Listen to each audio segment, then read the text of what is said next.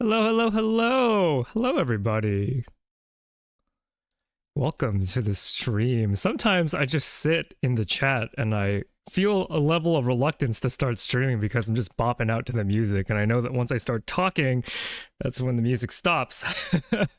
Hello, welcome. Hello, A and Silly Cat Boy. Hello, Marlon and Hom Nom Nom. Glad you can make it to the beginning of one of these.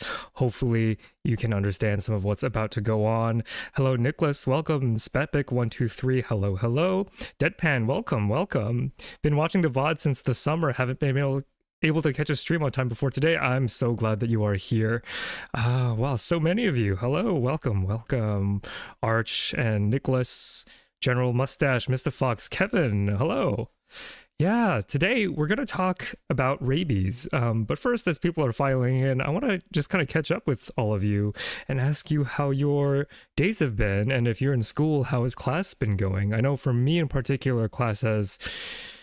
I got off to a bit of a rough start, I would say, at the beginning of the semester, but now I'm starting to find my rhythm, starting to find the groove again. And Yeah, I'm glad to be in the position that I currently am, doing classes and stuff, and then making content on the off time. I actually got back just before stream from a local boba shop that Toxo and I frequent, and they had a new item, and I am a sucker for new items.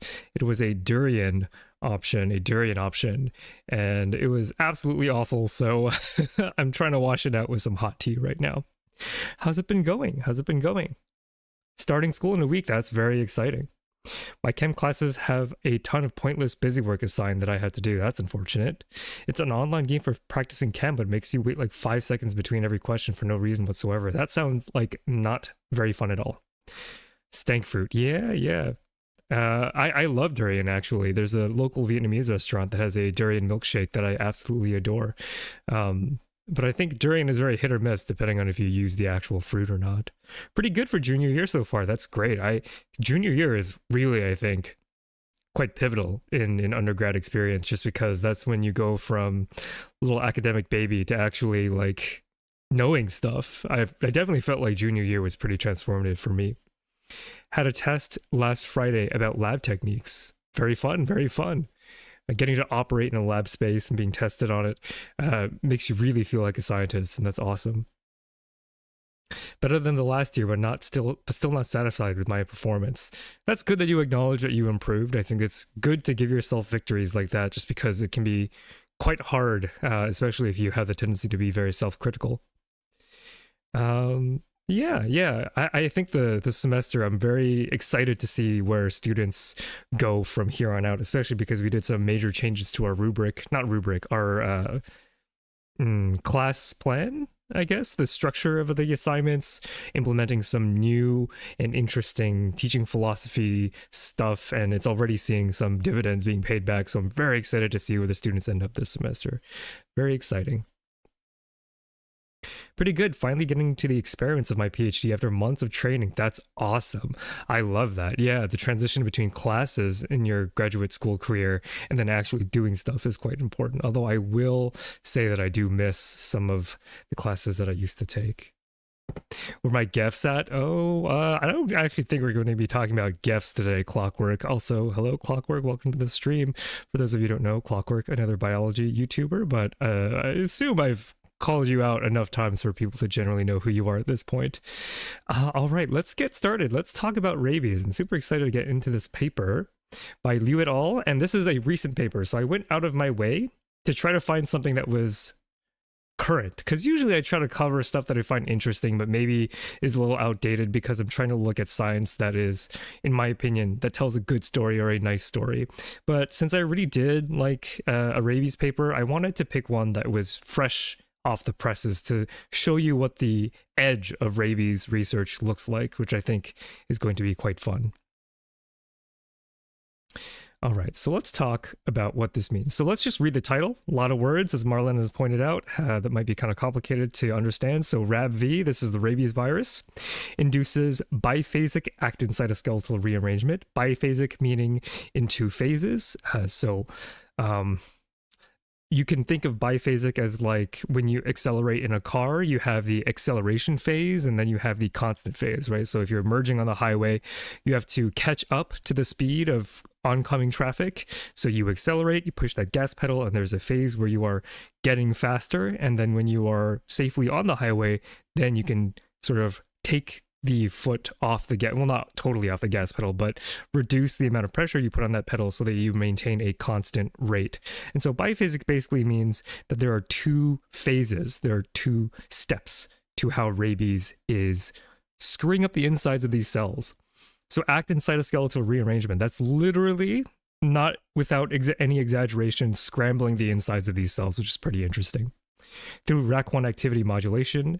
Yeah, RAC1 is a protein I believe I was maybe introduced to in graduate school, but it's been a long time since I thought about the cytoskeleton in this level of detail. So I'm very excited to get to share and review some of this stuff with all of you. Very exciting. All right. So rabies doesn't need any introduction. If you're on my channel, you've probably watched the rabies video, so you probably don't need a 101, but if there are any by some sort of miracle VOD watchers who have not seen my rabies video. Rabies is a zoonotic virus that first infects the peripheral neurons and heads towards the brain. So when you get bit by a rabid animal, the motor neurons that are in your peripheral will be the first or the second, depending on if rabies enters through the muscle first. But those outside, quote unquote, neurons will be the first to take up this virus. And then it heads towards the brain. It's a highly, highly immunoevasive virus that infects immune-privileged cell types. So immune-privileged is in so many quotes because, as I've said on previous streams, the idea that the nervous system is immune-privileged is being challenged, right? It's definitely true that the blood-brain barrier prevents the majority of bad-acting pathogens from the brain, and it's definitely true that the immune system response is quieter in the nervous system, but the idea that it's totally privileged, that's fading away, right? But this virus is so evolved to hide from the immune system, and it's also infecting a cell type that in itself is sort of hiding from the immune system. So it's a tough bug. It's a very tough bug. And of course, 99% mortality rate once symptoms show, a hallmark of why rabies is so terrifying. But it is highly preventable with the use of vaccines. So, I mean, there's that. Of course, there's still a problem with rabies. You know, even though we have this vaccine, it's not really enough to never worry about rabies ever again. And so further studying rabies can help us understand how to deal with this threat in the long term. So, the thing about rabies pathogenesis is that it's actually quite mysterious. There's a lot that is still not known about how rabies works on a molecular level, and that's what this paper is going to be dealing with. Silly Catboy asks, why doesn't everyone get the rabies vaccine? A couple of different reasons. If you're in the US, it's expensive. A couple $1,000s may or may not be covered by insurance. And if you are not in the US and you have a functioning healthcare system, getting a prophylactic rabies vaccine can be quite painful. You can have a reaction to it. Of course, you would probably have a reaction to the vaccine over rabies, but it's not pleasant. It's painful. It might be subsidized for you, but certainly healthcare still pays for the rabies vaccine, depending on the country that you live in. It's also just not practical to do mass vaccinations for rabies. And the period of immunity for rabies after you've gotten the vaccine, I don't believe is over the course of an entire lifetime. So it's much more effective to use as a prophylactic, not a prophylactic, what's the word I'm looking for? Yeah, prophylactic, right? That's the word I'm looking for. You get bitten and then you take the vaccine right away. That's basically your treatment. It's a good question, though. I wondered that a lot myself as a kid. So, what do we know about how rabies functions in cells? We know that the rabies virus rearranges host proteins and organelles to form Negri bodies, which are viral factories. And if you've been to my other rabies stream, you would hear a lot more about how that happens, as well as some disconcerting images about that actually happening in the cell. You can actually see in that stream images of viral factories being made and how that kind of grows inside of a cell, pushes organelles out of the way, and starts looping in the mitochondria to abuse and harvest for their energy, right? Very, very sick stuff. But Negri bodies have received a lot of attention, and they are interesting, and please go watch the VOD of that stream if you want to know more about them, but that's not what we're concerned about today. We know that rabies induces apoptosis. Apoptosis?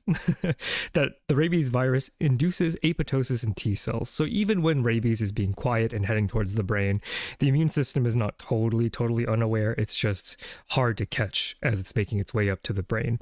So when the immune system sends in T cells to try to deal with this invasion, rabies has some mechanism by which it can actually cause T cells to die via apoptosis. So that's terrifying, and it shows how crazy immunoevasive rabies has evolved to be.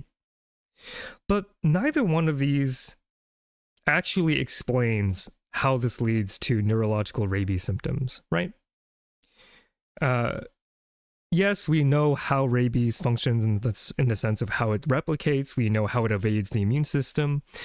But chat, I want to just kind of think for a second and brainstorm how you might expect the virus rabies to actually change behavior and give us those symptoms that are classically associated with rabies, right? The hydrophobia, the cognitive symptoms, motor symptoms, etc., etc. Rabies is also famously zoonotic, right? How does it function in so many different organisms? That's a great question, and not one that I'm prepared to answer, why it has seemingly such a broad species tropism. It would be cool to look into one day, but I don't have that answer at the top of my head. But yeah, how does rabies actually cause symptoms? Does anybody know? Messing with neurons receptors, certainly a possibility. What other hypotheses do we have? Chat. What other thing can rabies be doing? My guess is nerve/brain damage. Swallowing is mechanistically complex. Yeah, definitely true. Damage. Can we define damage? How do we define damage here? I mean, it's something neurological. Yes, definitely so. But what guesses do we have? Let's roleplay scientists and think about what rabies could be causing. So how do we go from infection of cells to an organism changing its behavior? Something neurological. Damage. Are we talking by the time the virus has reached the brain? Yes. By the time the virus reaches the brain, maybe it binds to certain receptors in specific parts of the brain. Yeah, we could definitely be doing something like binding receptors and inhibiting receptors. I want to go down a different route though. So let's think about other ways that it can mess with neurons. From the paper title, is it changing how neurons are able to migrate to other neurons via philopodia formation? It's an interesting hypothesis, not one that I even thought about, but we'll talk about migration in the story here. If cognitive symptoms must affect places like synapses, neurodegenerative diseases affect axons and synaptic terminals, yeah. Cell death or production of hormones, yes, that's exactly where I'm thinking. So Clockwork and Spepic, we're thinking about what the scientists are hypothesizing here. So, one potential way for rabies to cause cognitive symptoms is pretty straightforward. It just kills neurons. So let's see what the field has to say about whether or not this actually happens. You're getting a little ahead of me. Spoiler alert. But I want to talk about this story anyway because it's sort of interesting and kind of shows you the art of science. So not just, people think of science as this monolith, but actually it can take a while before you start getting a clearer picture of what's happening. So there are previous experiments, and unfortunately I forgot to put citations here, but this was from a review paper on rabies pathogenesis. Direct injection into the mouse brain. So if you inject rabies directly into the brain, you actually get neuronal death, neuronal apoptosis. So that would certainly explain it, right? If rabies causes neurons to die, that is very easily translatable into something like cognitive symptoms. But as A points out, rabies, as I said in my video, can prevent apoptosis in neurons. So what's that about? What's the difference? So rabies infection in cultured neurons, so neurons in a dish, does not cause neuronal apoptosis. Okay. Weird. So what's the difference here? Why do we see two different results, chat? What is different here? Is someone just wrong? Confusion 100, yeah. It's interesting. Right. This is the stuff I live for, these interesting little puzzles. And part of what makes science so fun is hypothesizing. How do cultured neurons communicate with other neurons? Cultured neurons can form synapses. They can talk to each other in a way that is similar to when they are inside the brain. Different environment. Yes. The neurons in the brain have a different environment than neurons in a dish, but what's different about their environments? What's different about their environments? Did the injection itself cause damage? Ooh, okay, we're getting somewhere. Let's think about that. What could the injection have done? Now, in that paper, there's very likely the fact that they did a mock injection of rabies. So they probably controlled by injecting rabies or injecting saline. But let's think about what injection does. What does injection do? If I took a needle and stuck it directly into your brain, what do you think happens on a biological level? Even if I did not inject rabies. Aren't there a lot of fat in the brain and also other cell types? Yeah, there are other cell types in the brain. Could it cause inflammation? Yeah, what else could it do? What else could it do? Would injections destroy cells anyway? Yeah. What kind of cell gets damaged when you inject directly into the brain? I mentioned it earlier in the stream, actually. Could the immune response be killing neurons? That's my hypothesis here. Because when you take a needle and you put it directly into the brain, you've damaged the blood-brain barrier almost by necessity, right? I didn't read the paper, so I don't know if they tested for that. But certainly, if you breach the blood-brain barrier, things like T cells can start migrating and getting in, and, you know, damage in that way can cause apoptosis. So that's why it's so crucial to have multiple lines of evidence with slightly different conditions so you can kind of narrow down what's actually happening. Great job, chat. Yeah, immune cell response microglia could definitely be it. As a response to inflammation and piercing the blood-brain barrier, activated microglia might be doing something nasty that you would not get in a dish. So we also know that attenuated rabies viruses and vaccine strains, so rabies viruses that have been killed, they induce apoptosis in neurons and they don't cause disease. That's another interesting, unexpected, or expected, depending on how much biology knowledge you have. But if you kill the rabies virus, it actually makes them quote unquote more deadly on the cellular level, which is interesting. Very, very interesting. How can surgeons do brain surgery then? They definitely can, and then they just deal with it. Right, or you deliver anti-inflammatories while you do surgery. I'm not a doctor, so I can't say for sure. But at least in mice, you know, administration of anti-inflammatories, you can do that if you really need to for a mouse surgery like that. But that's one way you can mitigate the effect. So if you inject rabies into a mouse peripherally, so in their arm or their leg, then you don't get neuronal death in the brain. So that's also interesting. So you can kind of see how this evidence builds up over time that direct injection to the brain does cause apoptosis, but that contradicts this other finding that if you inject it into the leg or in the foot or something, that you don't see that same death in the brain. Well, then you start teasing apart what's different in the direct injection condition versus the indirect injection condition. And something that came to my mind was the immune response and breaching the blood-brain barrier. So I think that's an interesting hypothesis to investigate in the future. Can we compare the amount of apoptosis from the vaccine and the disease? I've never seen a paper that explicitly did that because I'm actually not that well read in a lot of vaccine papers. It's kind of out of my specialty. Yeah. Rabies has always been a weird paradox to me. A little virus that causes neurons to disconnect from one another causes fatal disease, but people can live with half a brain. Yeah, so it's interesting, isn't it? And we're going to get into something else here. Also, rabies strains, they have different effects in mice studies. So depending on what kind of rabies you get different effects. Just wanted to make that known. So we know that in the conditions that most faithfully replicate the conditions that one would encounter rabies in the wild, that you don't get neuron death. So what else could be happening in the brain? If the neurons aren't dying, what could be happening instead? What could be happening instead? If neurons aren't dying, what does that leave us with as an alternate hypothesis, chat? Because neuron death, to me, is the most obvious place where my brain would go, right? Oh, the brain's not working. Well, in Alzheimer's and Parkinson's and Huntington's, in all of these neurodegenerative diseases, you get neuron death. But the neurons aren't dying. Shrinking. Okay, shrinking. That's an option. Can we generalize that? Can we make that more general? Because shrinking is a very narrow hypothesis. So what's a more general way to describe what General Mustache is hypothesizing?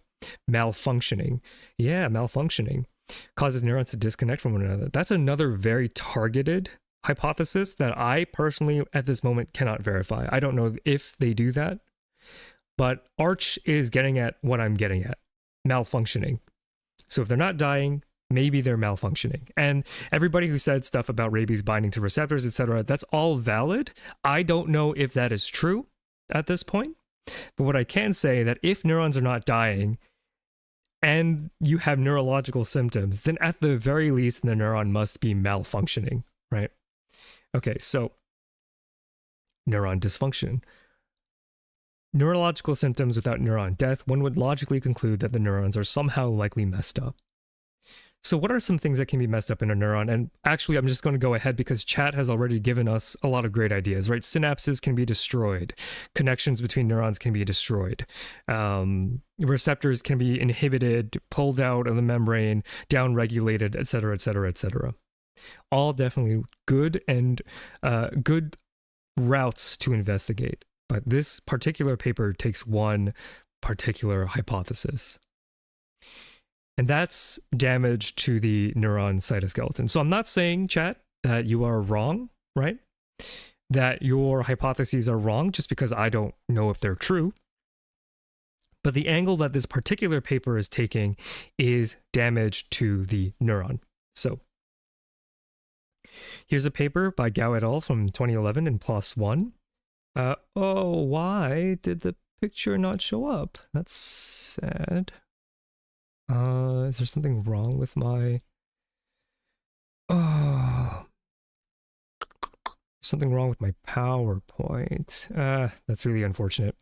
That was going to be a picture that had neuron... Oh, are there other broken pictures? There better not be. That's going to be so annoying. Hopefully that's okay and the rest of the PowerPoint is fine. But I was just going to show a picture of a damaged neuron, and that was going to be in that place, but kind of sucks because you can't see it. Unfortunate. But yeah, there can be damage. So we know that rabies can damage neuron structure. I really wish I could have shown the picture. But the question is how? So Prosniak et al. In 2001, so a paper from a very long time ago, identified quite a few cytoskeletal genes that rabies downregulates. So genes that rabies prevents the cell from making. I'm just going to go real quick and actually just check my other images. Oh, they're all broken. Ooh, that, that is so interesting. What do I do here? And what do I do here? Give me a second to think. Ravi is attacking. He's certainly attacking my PowerPoint. Maybe what I can do is actually pull up the paper. Let's pull up the paper and maybe I will pull up the images as I need them.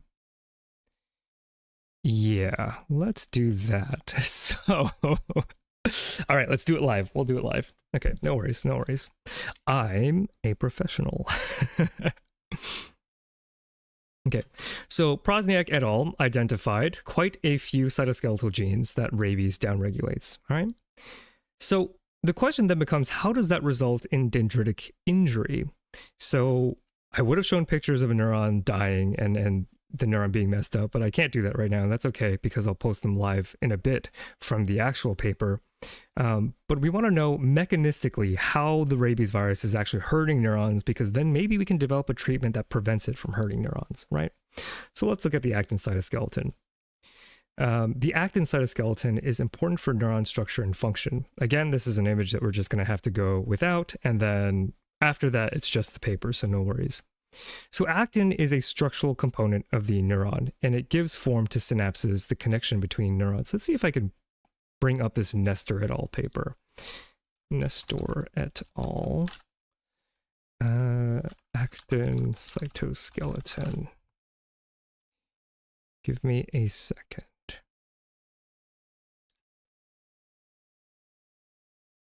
This is really a stream, huh?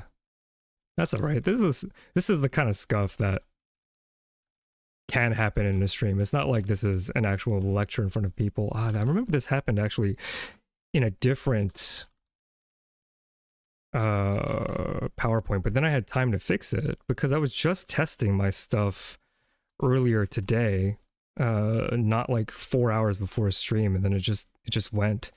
So let's see if I can pull up a PLOS paper. PLOS, my beloved. Okay, is this open access? Let's see. Yes, this is open access. Wonderful, wonderful, wonderful. So I can actually show this now. That is great. So we can look at the cytoskeleton here. So let's copy that image and let's bring that into the PowerPoint. Lovely, yeah. Figuring it out live. Let's do it. Okay. So the actin cytoskeleton is shown in here. This is a picture from a PLOS paper that I will cite when I'm done with the stream, but I'm kind of pulling this up here live. So PLOS is an open access journal. I'm allowed to show this. These are stains for F-actin. So actin is the component for cytoskeletons. And you can actually see here in these beautiful, beautiful images, the fact that this cytoskeleton permeates throughout the entire neuron, right?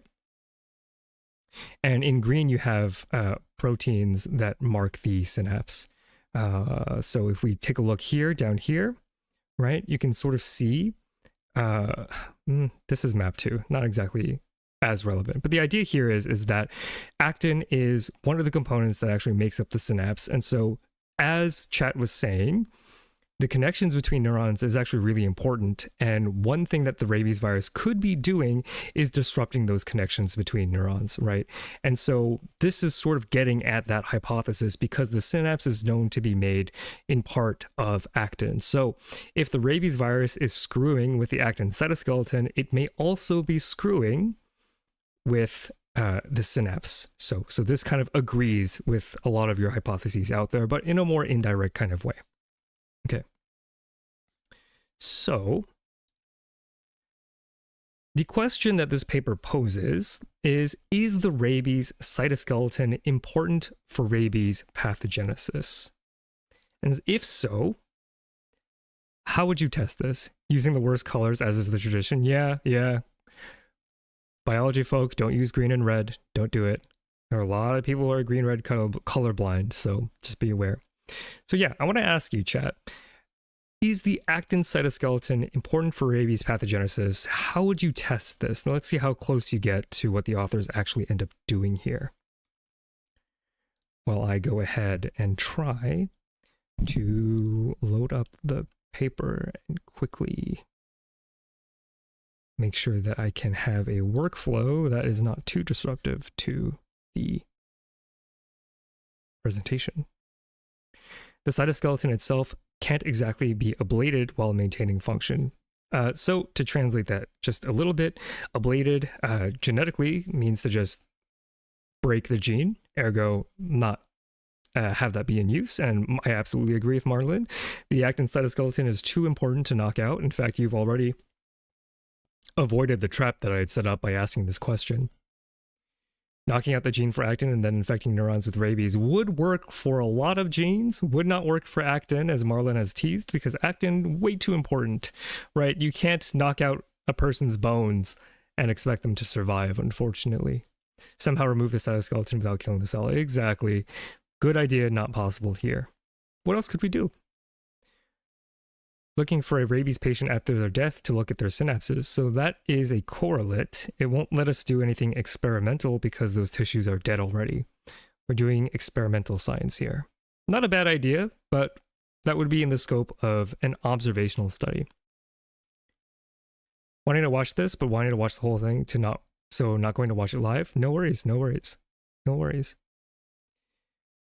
Yeah, so if you can't genetically knock actin out, what can you do? Knock out the actin growth factors like RAC and RO. Those are also, I believe, too important to knock out. Knocking down instead of knocking out? Okay, now we're getting somewhere. Knocking down definitely could potentially be an option. What else could you use? Downregulating actin in the cell. Yeah. We're getting somewhere. What would you use? So like Guy is suggesting knocking down, that typically involves things like RNAs that bind to the messenger RNA that makes actin. Certainly could use that. I don't know why, but the authors didn't. Gaiji, are there drugs acting on actin? Yeah, there are. There are. Okay, there you go. There are drugs that act on actin. Oh, we're sorry. Something went wrong that might make PowerPoint unstable. Please save your presentation and restart PowerPoint. What if I just didn't? What if I just didn't, though? Okay, great. Okay, great. I don't know. I'm having all sorts of stuff today. Phalloidin. Yeah, phalloidin is one of these toxins. That's not one that the authors used, though. So the authors used drugs, as Gaiji had recommended, to mess with actin to see how rabies infection changes. So they used two poisons. These are both poisons that sponges make, called LAT-A and JASP. So these are sponge toxins that inhibit actin dynamics. Sponges keep these toxins in actin-free vacuoles.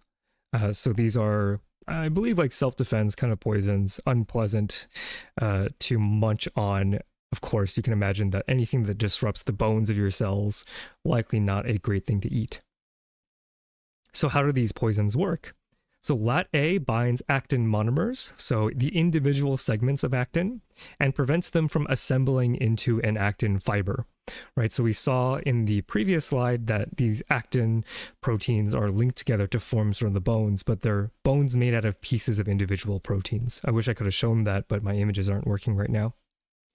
JASP is the opposite. So JASP binds actin filaments.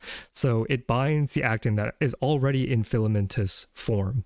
And it does the opposite. So it prevents depolymerization and nucleating branching. So one poison prevents the bones from assembling, and the other poison prevents the bones from disassembling.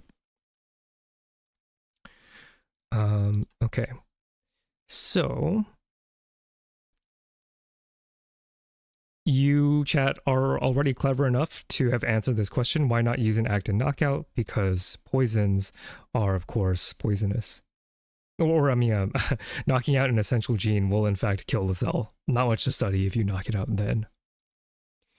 Okay. This slide has this figure. Okay, let's try and do that live. So I've got the paper up, and I'm going to crop it and put that in the PowerPoint. Bang, like nothing ever happened. Okay, so when they used these poisons, and I'll go ahead and make this image bigger so that y'all can see. We're testing here in cells. We put in these two poisons, LAT-A and JASP. We're first doing LAT-A. So LAT-A is the poison that prevents the actin bones, quote unquote, from forming. And I want to look at this data. So on this y-axis here, we have RNA copies. So we're testing if rabies is successful in producing copies of itself. And the way that we're doing that is we are checking for RNA for two very important rabies proteins, the N protein in these teal bars and the P protein in purple. And on the x-axis, we have an increasing amount of LAT-A. So, chat, looking at this data, and I've purposely left the title blank, what can you conclude about the effect of LAT-A on rabies replication? Wouldn't the poison also kill a cell? Is there a non-lethal dose? Yes, there is a non-lethal dose. They titrated for it. It's a part of the experimental workflow to make sure that your treatments don't hurt the cell, but can still do things that you want to do. In fact, it may be why they chose not to use phalloidin, because phalloidin is pretty nasty. Although I don't know how nasty phalloidin is compared to LAT-A or JASP. So, chat, data. What does this data mean? What can you conclude?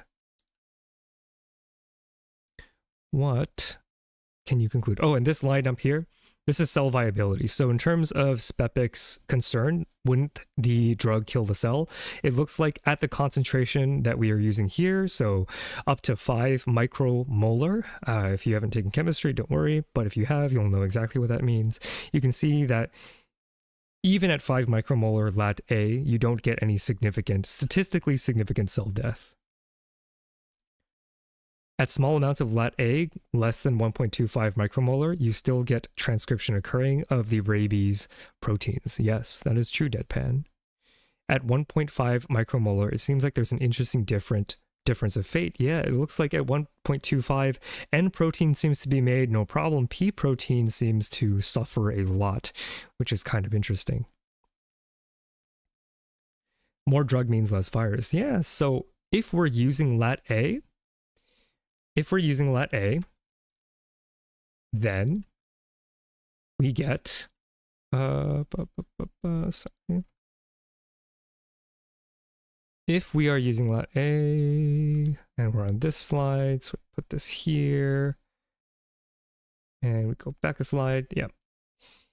If we're using lat-A, then the actin depolymerizer prevents rabies RNAs from being made. So rabies, for some reason, and we don't know why, it needs the actin fibrils to form, okay? So that's pretty interesting. Doesn't in itself tell us a whole lot. Could be a whole number of reasons why this would happen. So far it's not that interesting.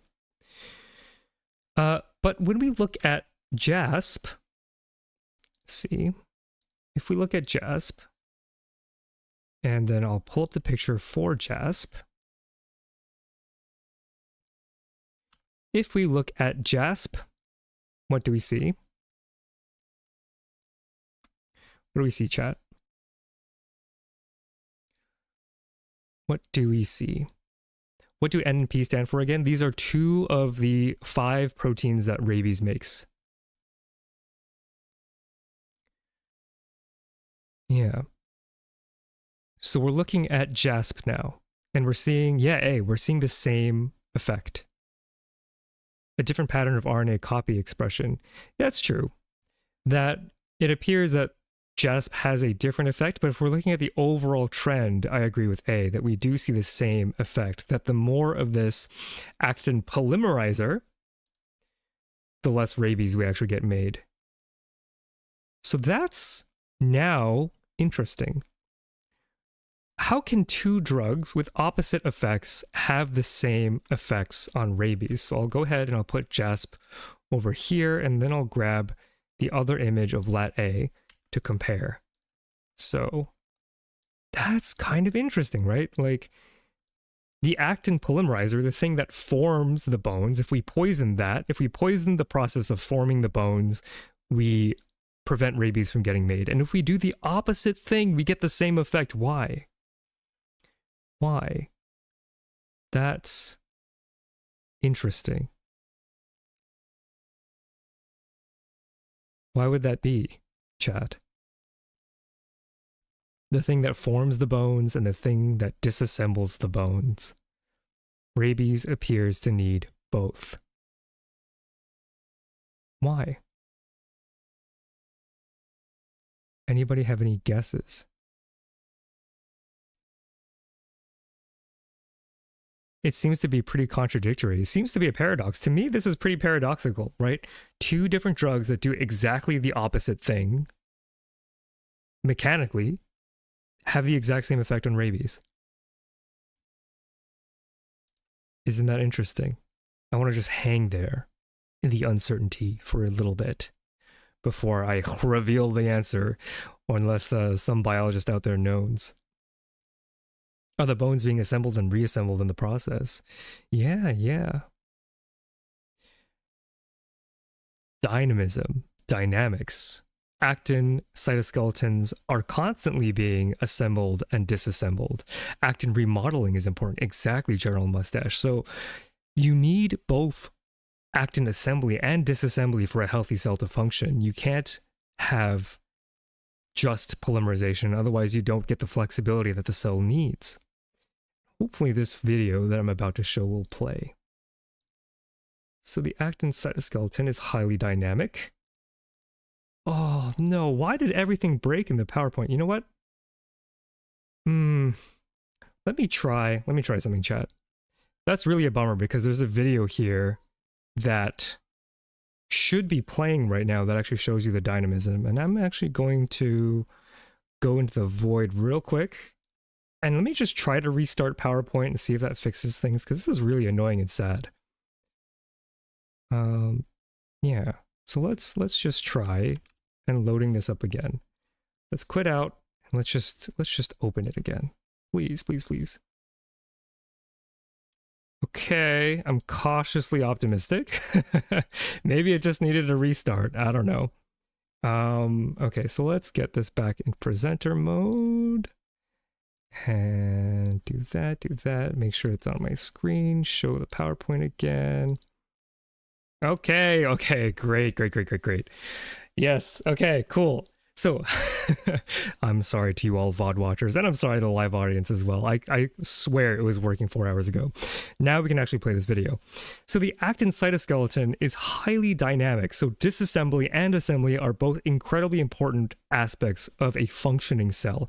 And part of what makes actin dynamics so important is the fact that you need it for cells to move. So here we have a diagram that shows actin assembly at the leading edge of a cell in terms of migration and the retracting edge. So if you've ever wondered how cells actually move, part of why they move is that you have assembly of these bundles of actin fibers at the edge of the cell. So you start assembling the bones at this like membrane, and you can see that if you stick that bone out further into this jelly bag that is a cell, that you get movement of that cell. And so I'm going to play a little video here of some cells that are migrating. So these cells in particular are, what are they?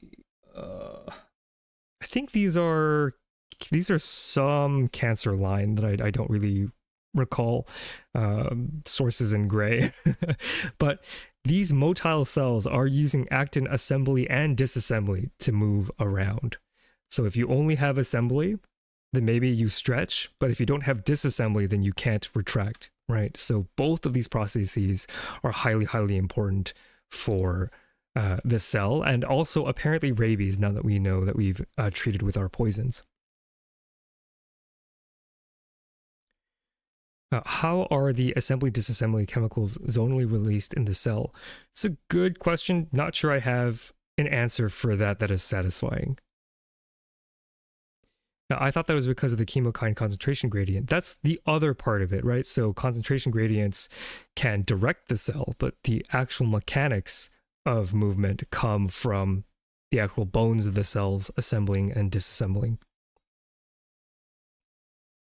All right, very cool. Very happy that the PowerPoint is working again. Okay. So the next question that I have here is, why does the rabies virus need the neuron to have a dynamic cytoskeleton? So it makes sense that the cell needs a dynamic cytoskeleton, but why does rabies care? Is there an academic keyword for engineering the movement of cells? Chemotaxis is one of them. Cell motility is the other. Okay. So the thing about actin dynamics and the thing about cell biology is that it's very complicated. I'm actually more of a molecular biologist than I am a cell biologist, because cell biology can get very headachy. A lot of different pathways, a lot of different proteins working together in very specific ways, and more is being learned about these kinds of things every day. So I'll say that the way that the actin cytoskeleton is regulated is very complicated, but we can sort of isolate 3 of these master regulators. So RAC1, 2, Rho A, B, and CDC42, these are some actin rearrangement regulators. They take diverse inputs and they have diverse outputs. It's too much to get into exactly what each of these things do, but just know that in response to a certain signal, so maybe it's cell division, maybe it's motility, maybe it's damage, one of these proteins will get a signal and then produce a signal to start moving the bones in a way that is conducive to whatever goal that the cell has, right? It's very complicated, sums up much of the human reality. Yeah. Yeah. And especially biology. Could you measure the speed of how fast actin transportation works and see if it relates to how fast the rabies virus travels? So the rabies virus travels via dynein on the microtubule network, so a different component of the cytoskeleton, right? So actin is kind of, you could just say that maybe it's like the train, and then the mitochondria, the microtubules are kind of like the subway or something like that. Not exactly that clear, but there are different tracks, and dynein is the thing that rabies likes to use to actually move. Although that's not to say that actin doesn't play a role. It's that we already know what definitely does play a role. So the authors want to investigate which of these critical actin rearrangers rabies is actually interacting with. That's the angle that the authors take here. And so they use a similar approach to the approach that we saw earlier in the paper, where they're going to poison the cell. They're going to use chemicals that inhibit each and every one of these actin rearrangers. And so I want to maybe make this data a little bigger so you can see a little better. And I want chat to tell me, again, I kind of like this because this is much closer to how I would teach how to read a paper. Although in my class, you actually have to read it and come up with this yourself. But if I were to do a guided reading, this is exactly how I would do it. So chat, what can you tell me about which of the cytoskeletal rearrangers appears to be appears to be important? I'll be honest, I don't always understand much of the biology all the time as an engineering major, but I love listening to you and piecing it all together. I love that. I find myself becoming more endeared to my engineering colleagues. I used to think that engineering was very out of my preference, I should say. But now that I've begun teaching an engineering class, I start to see that we're a lot more alike, you and I. And I hope that you might actually be able to use this if you are an engineer.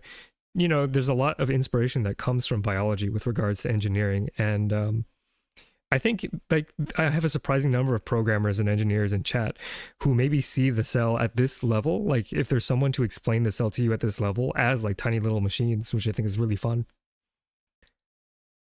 RAC1, exactly. NSC, yes, exactly. The RAC1 inhibitor. So just by using these poisons, we can kind of figure out that, oh, okay, we've narrowed down which of the actin rearrangers is actually the important one, and it appears to be this RAC1 protein. This RAC1 protein. So RAC1 inhibitor inhibits rabies replication. Okay, so we're getting somewhere. We don't have the full picture. We don't know why rabies needs a dynamic cytoskeleton, but we know what we can manipulate now. If we know that rabies needs RAC1, then we know what we can screw with to try to learn more. So here's another experiment with genetic manipulations. So you've identified using the poisons that RAC1 is important. So now let's just confirm that this is actually true. And so what we're going to do is we're going to see if this effect is, bidirectional. A lot of science words, bidirectional. So here we introduce a mutation that is dominant negative. So this is a mutation in RAC1, and we're forcing the cell to make this bad copy of RAC1, this version of RAC1 that does not work. In fact, it does not work so much that it stops the normal version of RAC1 from working as well.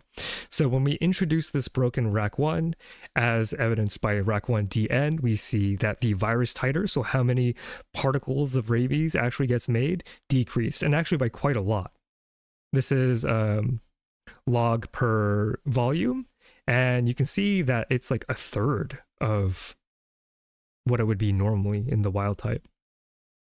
Similarly, we have another mutation except in the opposite direction. We have this CA, constitutively active mutation. So this is a version of the RAC1 protein that's always turned on. So it is bidirectional because when you have a RAC1 protein that's always working no matter what, rabies really likes that, right? If this RAC1 protein is active, then rabies actually gets made like 25% more. So not only does rabies need the RAC1, we also learned that more RAC1 activity is better for rabies, which is pretty neat. Very, very cool. Can we totally yeet RAC1 or no? You probably shouldn't. You do need RAC1 to survive. I make an audio editor for a living. So I can confirm lots of software people in chat on an N=1 study. There are so many of you in there. That's very interesting. Yeah, I wonder really what people get out of my sort of breaking down of the cell, and we can talk about that after the journal club, because I love hearing, like, because I know why I like biology. I like biology because it's the story of little guys, but there are so many programmers and engineers in chat all the time that I wonder if I'm actually appealing to a different perspective. And I love hearing about what brings people to my little channel.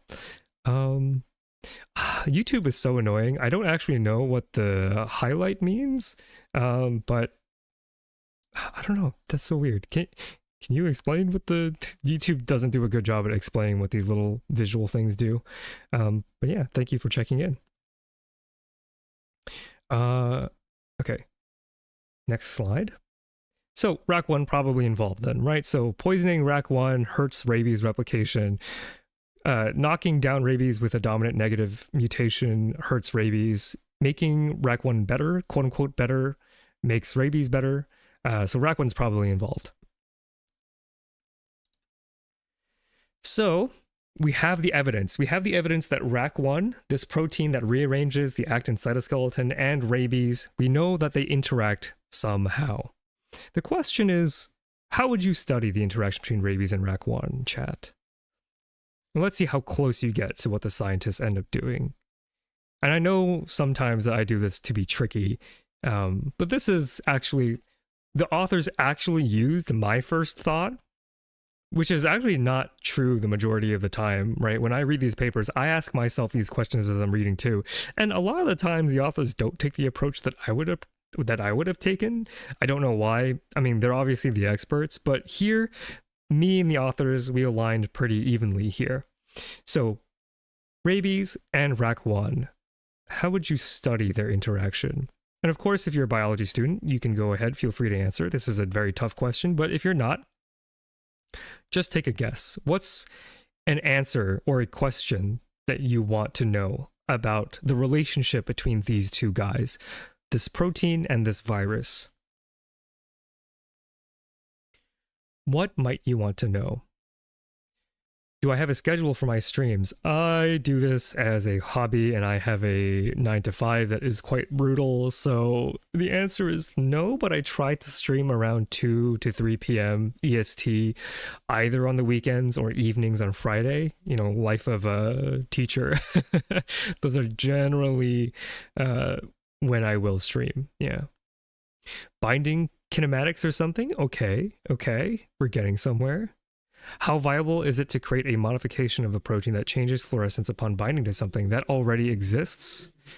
There are constructs, engineered constructs, that have one half of a broken fluorophore that you can do this really neat thing where you attach half of a fluorophore, like half a GFP, onto one protein, and then half a GFP to another protein. And if they bind, those two GFP molecules will come together and you get fluorescence. So that's definitely an idea for a technology, but what's the question you're trying to answer here? You want to know how they fit together so you could break certain spots on it. Yeah, that's interesting. But that's making an assumption, Hair Day. That's making an assumption. What's the assumption that you just made there? What's the assumption? Maybe infect some organisms with different mutations. Yeah, different mutations in the RAC1. That would certainly be an option. I would say that in my appraisal of that idea, that might not be very interpretable as what the authors end up doing. But yeah, I want to redirect chat to look at Hair Day's comment to see what the assumption Hair Day made. It's not a bad assumption, but it is an assumption that we have to test. How would you study the interaction between rabies and RAC1? There's a reason why I use the word interaction. If they bind together. Exactly. So Hair Day, you assumed that they already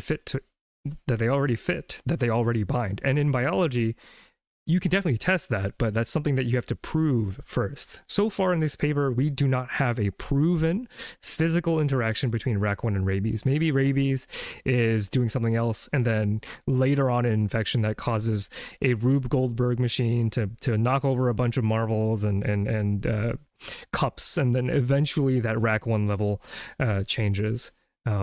or RAC1 activity changes, like, or, you know, something like that in that direction, or the Rube Goldberg machine where RAC1 activity does X, Y, and Z and stops rabies from being made. You know, there are definitely different middle steps that could happen.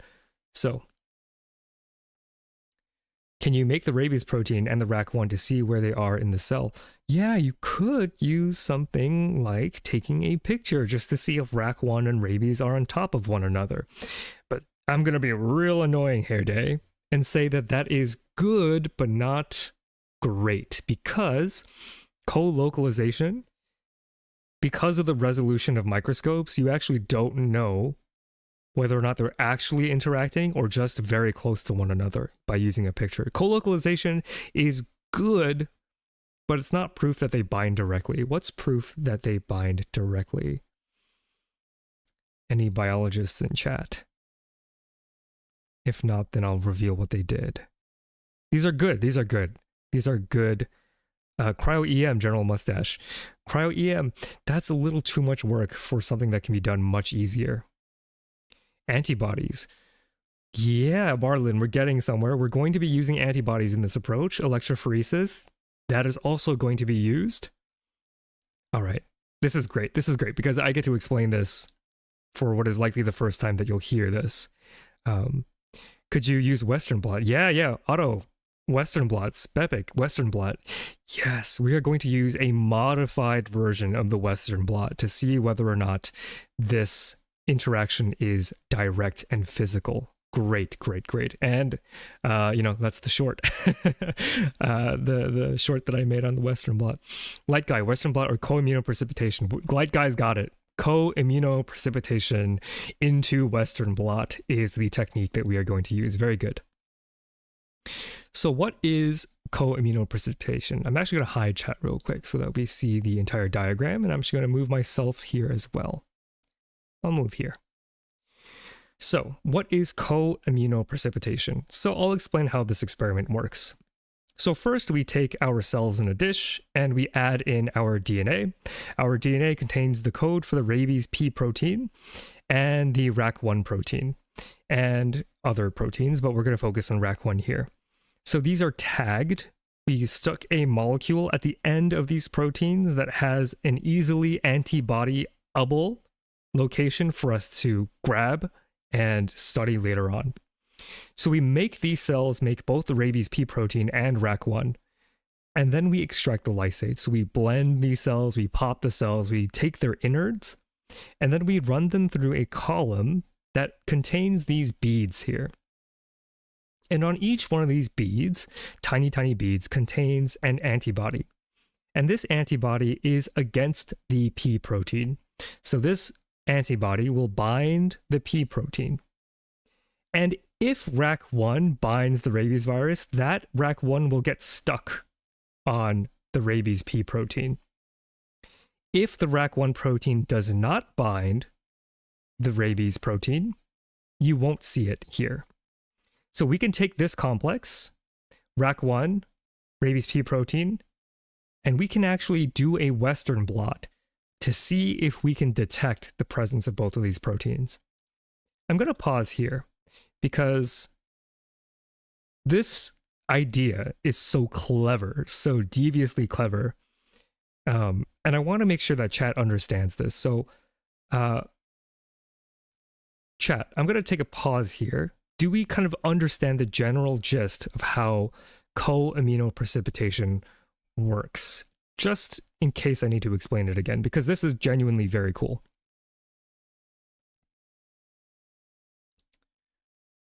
No way to make them recombinantly and do XRD. XRD being cross-reactive something or another. Co-immuno is better than some of these in vitro stuff.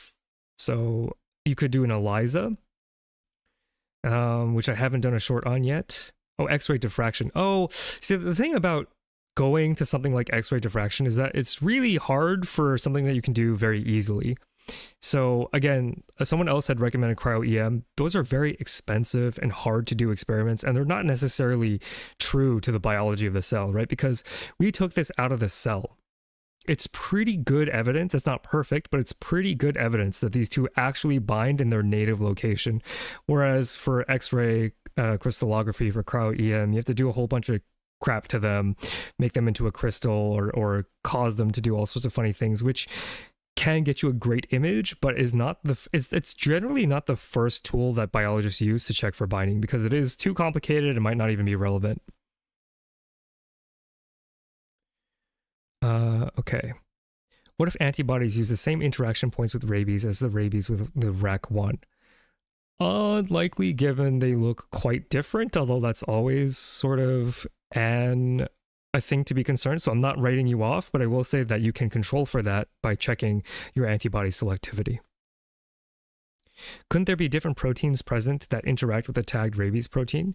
Yes, but if you do a Western blot, you're only using the RAC1 antibody. So there could be other stuff that pulled down with the rabies protein, but we're only testing for whether or not RAC1 came down with it. Can you explain what a Western blot is? Yes, I can. So a Western blot is a not quick, it takes about a day to do, but it's relatively quick on the scale of biology, where you use antibodies to detect the presence of proteins. So you slap on the antibody, and that antibody is attached. So you slap on an antibody that's specific for the protein that you're interested in. In our case, it's the rabies protein and the RAC1 protein. And then you slap on an antibody against that first antibody that is attached to a detection molecule. That can be fluorescence. It can be an enzyme that makes a dye into a certain color. It can be all sorts of different things. But the idea is that you can do this simple technique to understand whether or not there is a certain protein in a sample. I think that's the antibody thing, is how COVID tests work, right? Antibodies on beads. It's more like an ELISA, I would say. I don't really think that it counts as a co-IP. I think it's more like an ELISA, but we don't have to worry about the difference here. So you can create antibody for any protein. That's cool. Yeah, I mean, right here, just in case there are people in chat who don't know, you can make an antibody against anything. All you have to do is inject an animal with a small amount of it and then collect their blood, and bang, you got antibodies. Pretty easy. Okay. I'll say that co-immuno and ELISA are similar, but they ask different questions. ELISA says, is there a protein here? Co-immunoprecipitation asks, do these proteins bind in a native context? Okay, so it looks like most of chat is on board with what a co-immuno does. So we're looking to see whether or not RAC1 associates with the rabies protein. So this is the data. Why do they need to tag RAC1? I didn't really read too much about why they tagged these. I believe it can be for purification purposes or for imaging purposes, but I didn't read the paper in that detail to work out the logic behind there. Okay, so we're doing this in kidney cells, and we have a diagram here. Let me go ahead and actually make this figure bigger so that chat can see. Okay.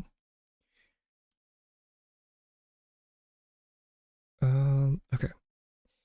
So yeah, this is what I want to show. I'm not going to walk through how to read the entire immuno because there are some controls that we don't really have to look at too carefully, but this is what we're dealing with. So 293T, these are kidney cells. I think they're human kidney cells. I don't quite remember.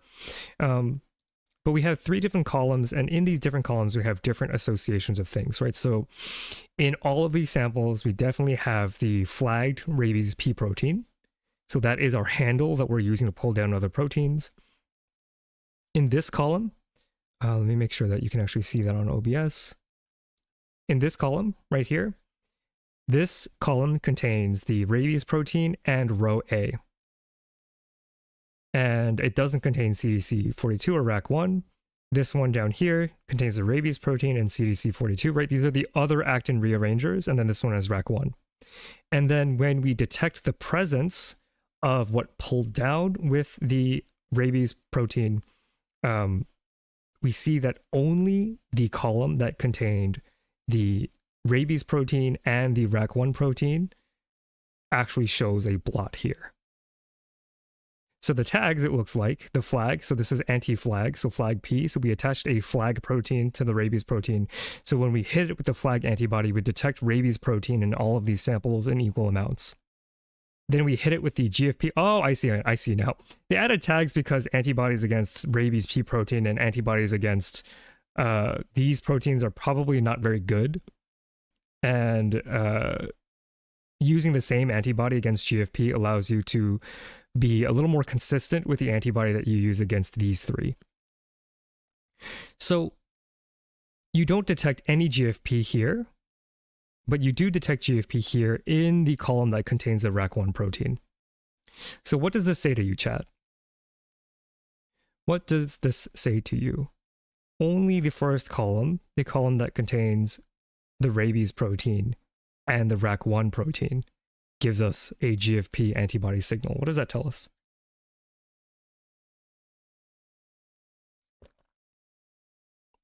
Take a drink of my water. Suggests that only RAC1 binds with rabies. Exactly. They bind. Exactly. Right? So if we go back, this up here, this is the situation we're dealing with. RAC1 plus rabies, that's what we're detecting in this column. In these two columns, this is what's happening. You get the flagged rabies protein, but nothing else sticks to them. That's what this is saying to us.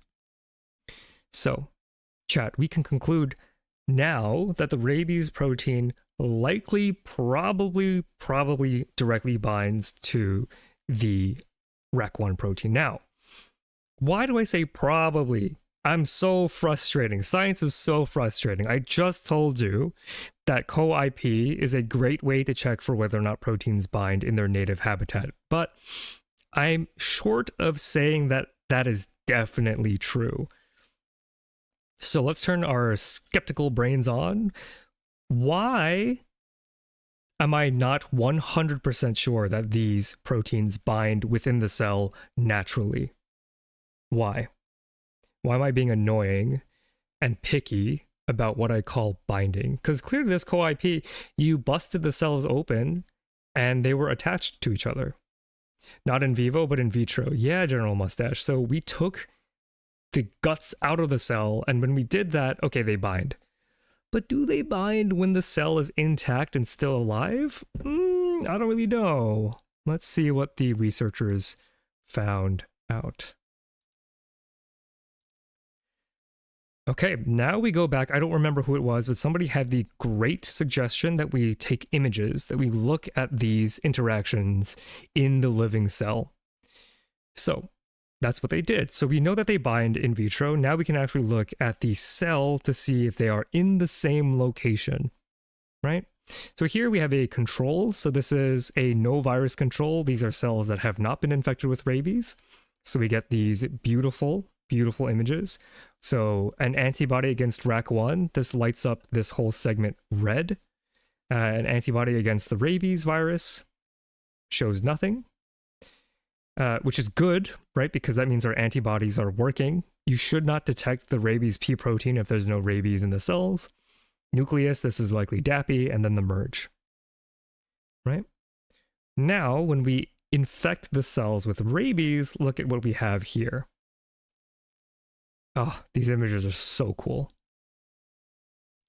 So this is what this looks like. I'm actually going to blow up this bottom half because the control isn't that interesting for now. I definitely think it'll be more interesting when I bring your attention to certain things about the picture, but just to see, and I'll actually hide chat. Oh, chat has been hidden. Whoops, sorry. I'll put chat back afterwards. What do we see here? What do we see here? What does this look like? What do we see here? But you said that microscopy can only tell that they're close together. Yes, I did say that, Aboba. But the thing about science is that we build multiple lines of evidence. So we know that in a dish, that when we take the guts out of the cell, that they bind. When we look under the microscope, we see that they are in fact very close to one another. But what I want to do is bring you to what I'm looking at. And it's that in this merged image, we see a lot of yellow. So this is fluorescence. If you overlap a red signal with a green signal, if they are very close, that turns yellow. And we see a lot of yellow here. So it looks like RAC1 and rabies are co-localized. So they are very close to one another in the living cell.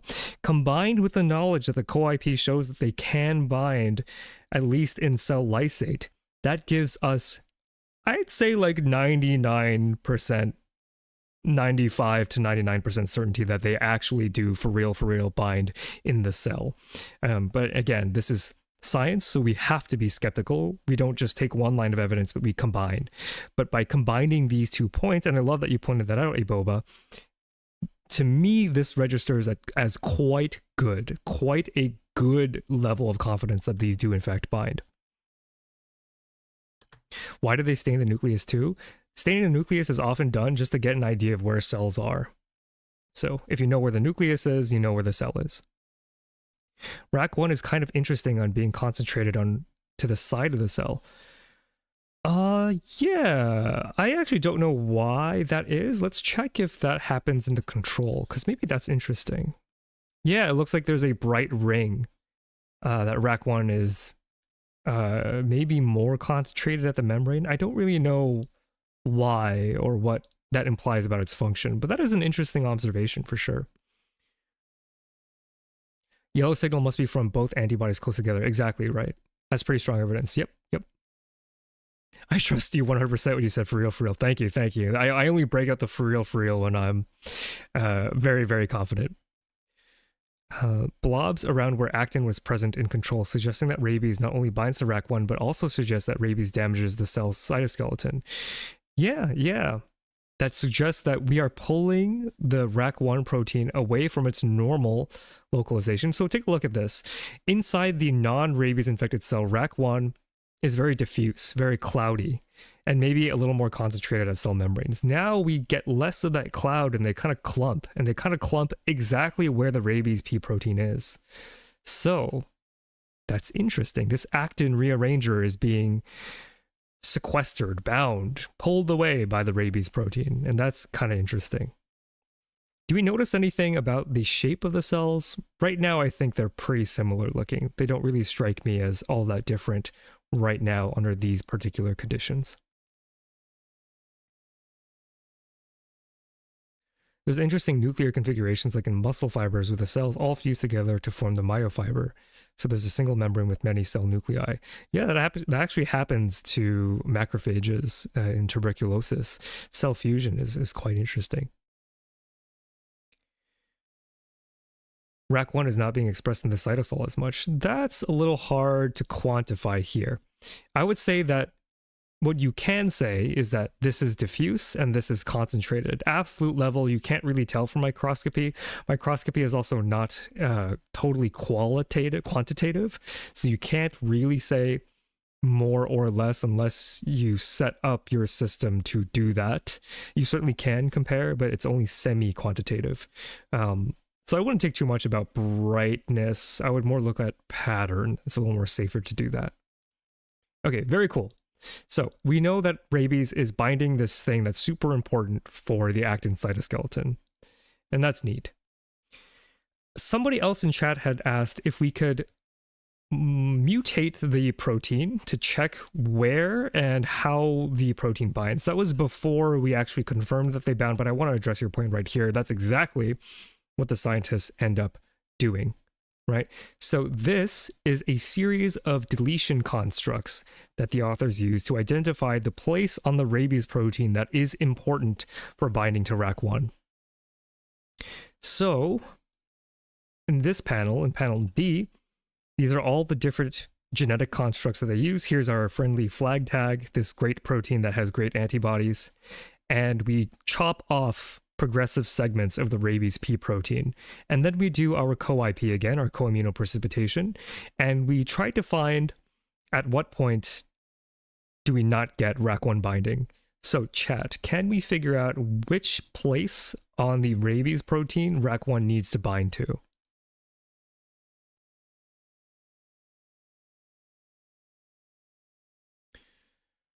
Which part of the P protein? Oh, sorry, so these numbers, refer to the amino acid position. So if I say P1, that's the first amino acid in rabies P protein, etc., etc., etc. So what region of the P protein appears to be the most important for binding to RAC1? How do you see what effect rabies has on RAC1? We'll get to it. We're still confirming some basic things. 138 to 97. 82 to 297. I'm going to go with Ham's answer, 138 to 297. So if you, sorry, this is removal, maybe that's confusing. This is deletion constructs, right? So we're missing things. So if you have the full length P protein up here, you get this big band of rabies P RAC protein. Hold on. Yeah, did I get this reversed? 1 second, chat. Flag P, IP GFP, GFP. Oh, I think that's right. These are deletion constructs, so we're removing them, we're tagging them, and once we remove 138 to 297, we no longer get the RAC1 protein coming down. So there's something in the 138 to 297 region that rabies protein needs to bind. Otherwise, it would still be here, just like the full-length protein. So the absent top bands means the whole thing is getting pulled down. Exactly. So there's something in this latter half of the rabies P protein that the RAC1 binds to. And if we remove that, you no longer get the binding. So P8297 means 82 to 97. Oh, hold on. Let me look at it more carefully. I made an assumption. One second. Yeah. They're deleted. So this is full length. This is a tiny deletion, right? Tiny deletion. Yeah, tiny deletion. No, huge deletion. This is almost the entire protein being gone. Oh, that's not right. Hold on. I'm confused. I'm confused. 1 second.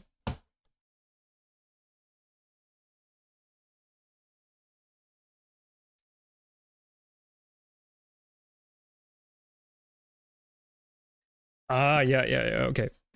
Yeah. So this top one is most of the protein is intact. This chopped off more, this chopped off more, this chopped off more, etc., etc.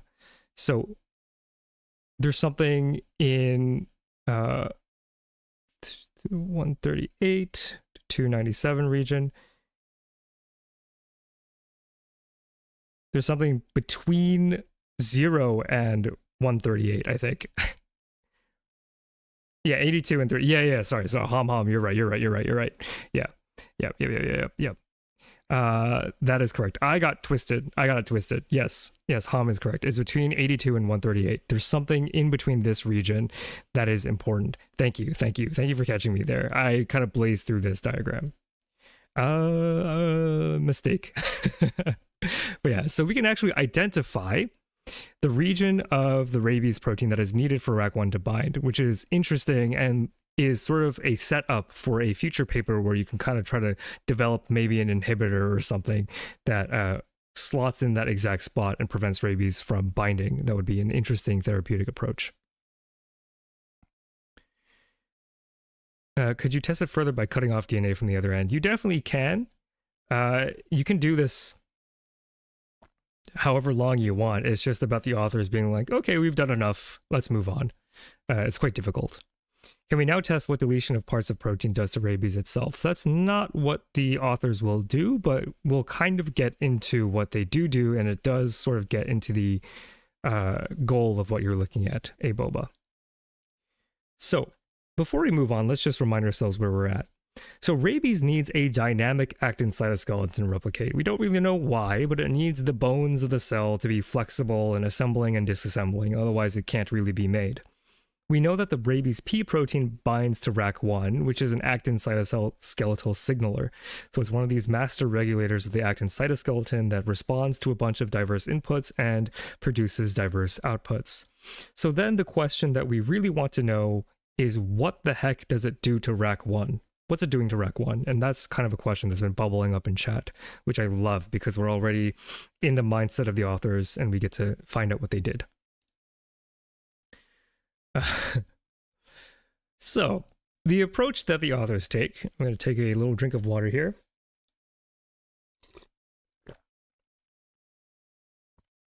The approach that the authors take is to...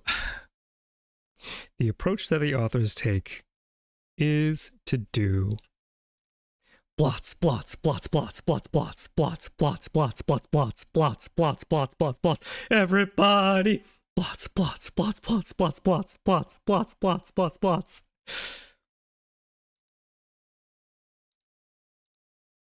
We have a little fun here on the Phylum channel.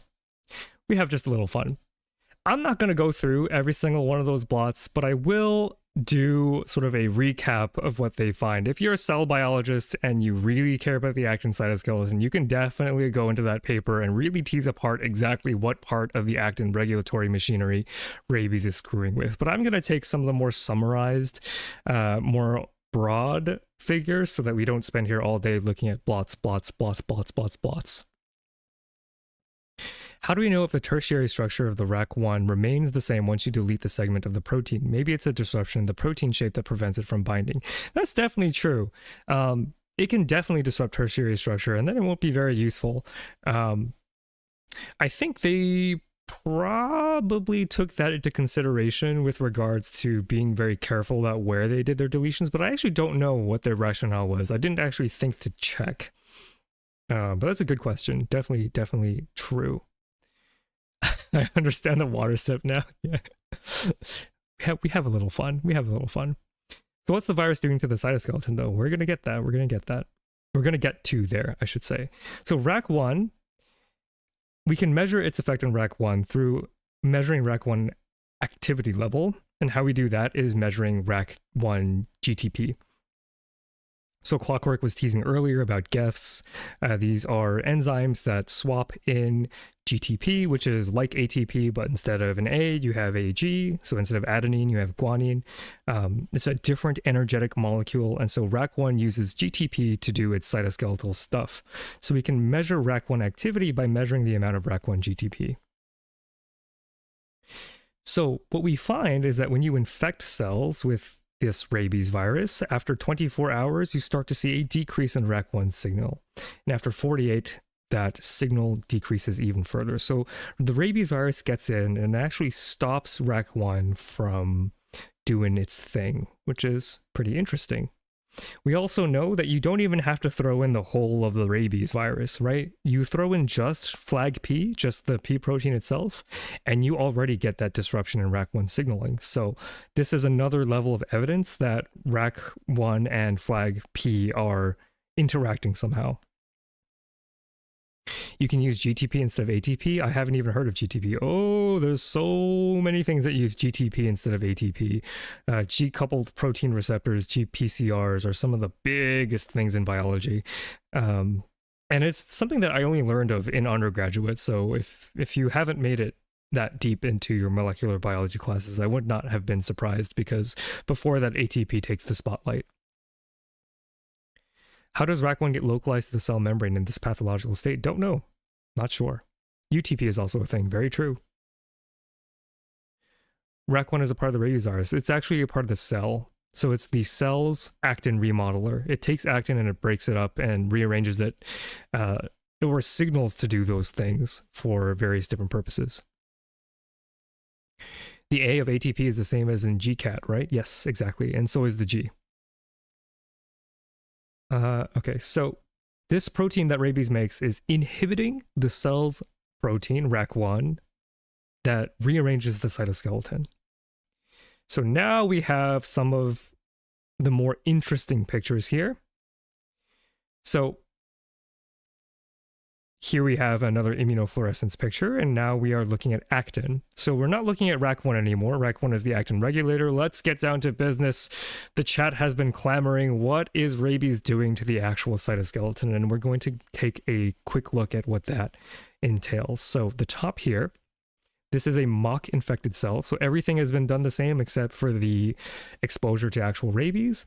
And this is 48 hours post-infection. And I want to blow this up so we can see some of the definition a little better before I show some of the other stuff. And let's just go look at the merge here. All right, let's just look at the merge. Super pretty pictures. Love them. Black barred as sensor. Don't want to talk about that right now. I want to just give chat a little time to look at this image and make some observations before we spoil sort of what the virus does. So how would you qualitatively describe what this looks like here? Or what are the features that you see? This is kind of training your observation skills, I should say.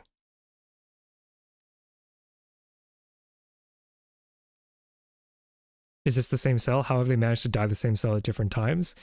They're not the same cell. They're two different plates of cells. Yeah.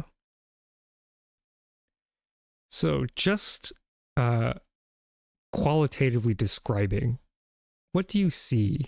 What does this look like? How would you describe what you are seeing?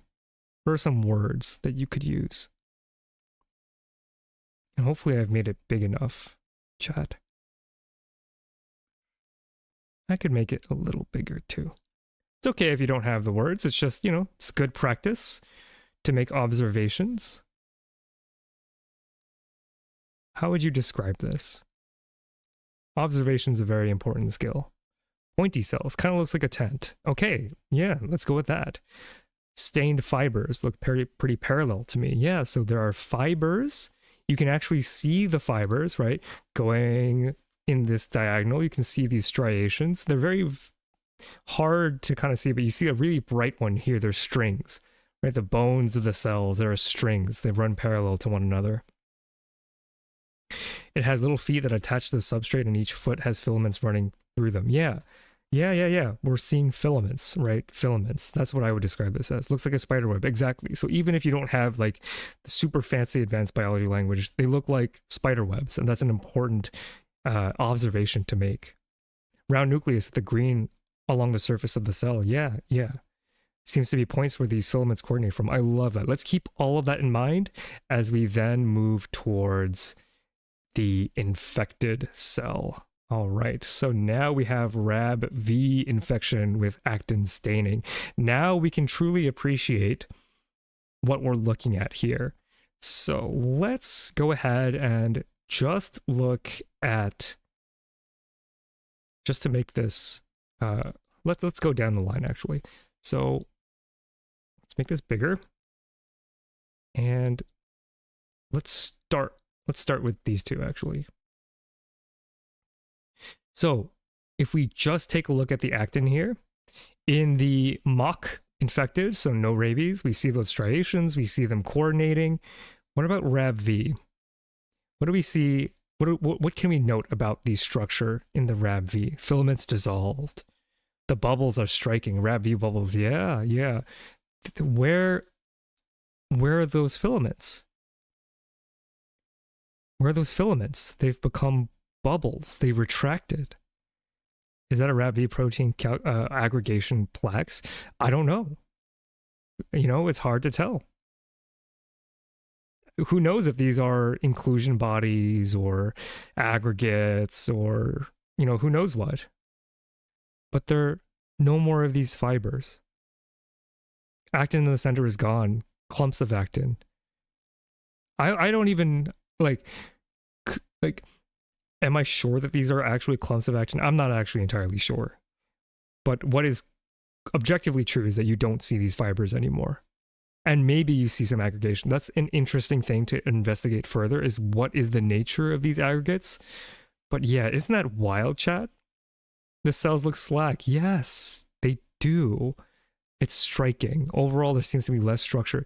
So yeah, this cell up here, very flat, very attached, and healthy cells, if you grow them in a dish, they will flatten out. A lot of them will, at least. And these ones are round, like they don't have as much stickiness. They're all retracted close to the surface. Yes, yes. No more fiber, only dusty blobs. And isn't that brutal, chat? I don't know. This makes me feel bad. Let's take a look at the merge and really, really see what this looks like. And this is why I love, you know, learning about viruses and biology, because if you were to show this to just anybody, you know, like somebody without a biology education, you know, what would you even say, right? What would you even say? You wouldn't be able to say much, but with the backing, this cell on the bottom has lost its bones. And that's horrible. Cells flatten out when healthy. They flatten out when you grow them in a dish. Don't they exist in a 3D ECM? Not if you grow them in a dish. So if you grow them in a dish, it's two-dimensional, more or less. Now I just feel bad for the cell looking at the merge. I know, right? I know. Could the lumps be Negri bodies? That is interesting. I don't know if actin is one of the components that make up a Negri body, but that would be interesting to check. As someone without much of a biology education, cell went boom. Yeah, you know, I'm going to skip to the end-ish of the presentation because there's something that this reminds me of, chat. And what that is, let's just speed along here, is I have no mouth and I must scream. At the end of this post-apocalyptic dystopian future book, the super AI villain of the story tortures this guy for eternity by essentially liquefying his insides, but preventing him from dying. And to me, that describes the horror of what the rabies virus does to cells, because as we talked about earlier, rabies prevents apoptosis. It prevents neurons from dying. And at the same time, what we're learning here is that it inhibits the actin cytoskeletal regulator and like liquefies its bones. It's messed up. It's crazy. All right, let's go back. Okay, yeah. I think this image is absolutely nuts. The fact that you can see the fibers up here and then they're just gone it's unnerving. It's unnerving.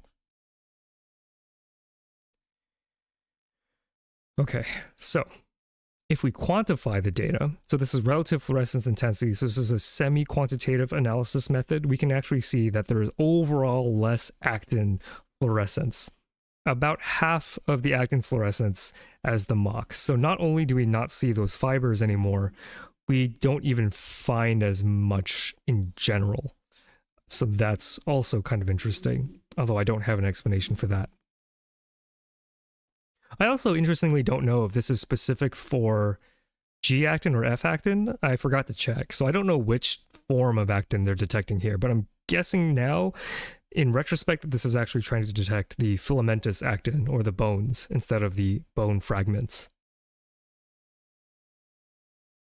The top one on the left still looks like it has some fibers. Yeah, biology is usually never all or none, but it does seem to be a lot less good than the rest. Here's something exciting from a mechanistic point of view, is that we can narrow down this interaction a little further. So I'm going to hide chat again because blocking the text the picture. So we know that the rabies virus does this thing, but with the previous research that we already did, or the authors did, we can reasonably see if the P protein is sufficient to cause this to happen. And actually, if you just add the P protein from rabies, that's enough. Look at how horrible this is. Beautiful striations, very healthy looking cells, flat, parallel fragments, healthy looking. And then you add just the P protein, not even the full rabies virus, just this one protein. And the cell, as someone said earlier in chat, collapses like an old home. And now I would say that this picture to me looks a lot more like aggregation of some kind, whether or not these are being stuffed into inclusion bodies or phagosomes or something, or if they're forming phase separated liquid droplets or something like that. I don't really know what the nature of these little aggregations are, but to me this is qualitatively much more different than the top image, right? And then this is the picture that I teased in the thumbnail, right? You go from these happy flat cells that have structure and then it just collapses. And this is a very sad looking cell, just with the P protein, not even the whole virus. Insane.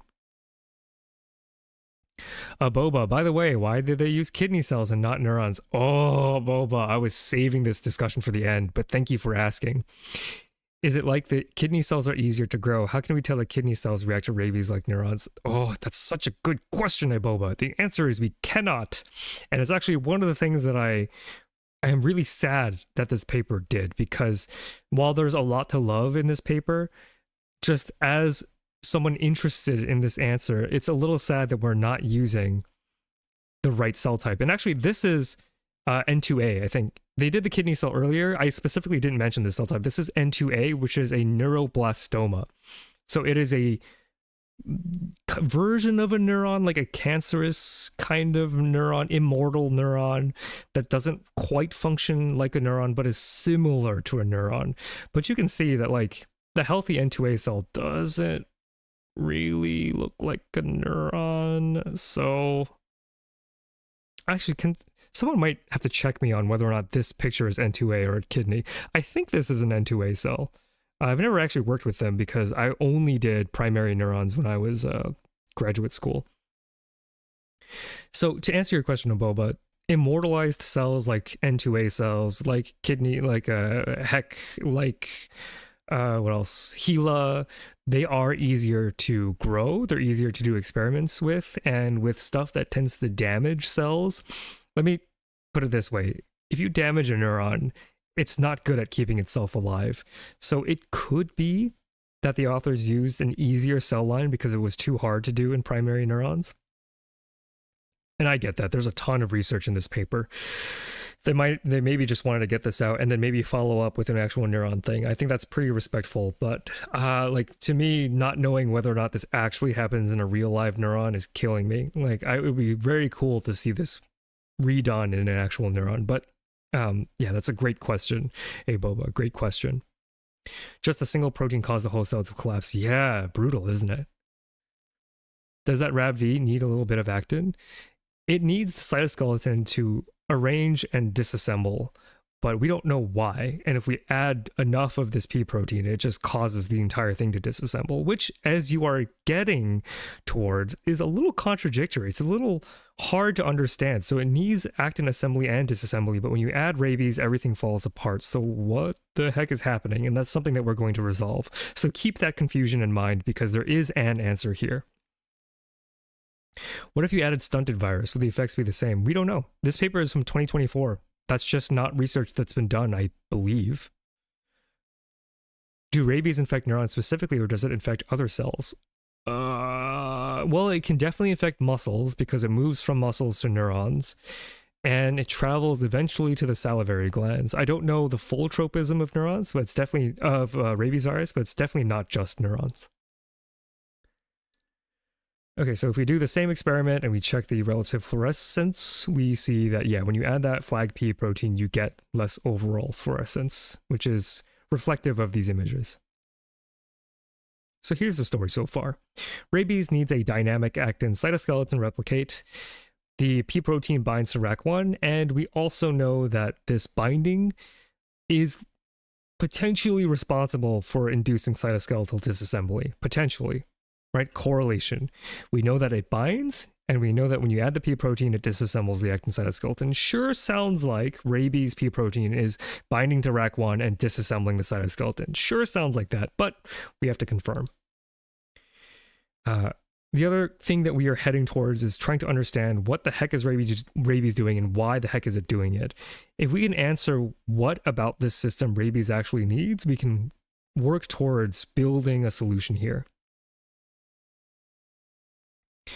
is P and N neuron proteins just one of the proteins that rabies make? So there are two. So there's P protein, there's N protein, and then there's, oh, I don't remember the other ones. There are 5 of them. R and R maybe, G maybe, and then one more. But we're only focusing on N and P today. So let's take a look at why rabies might be doing this.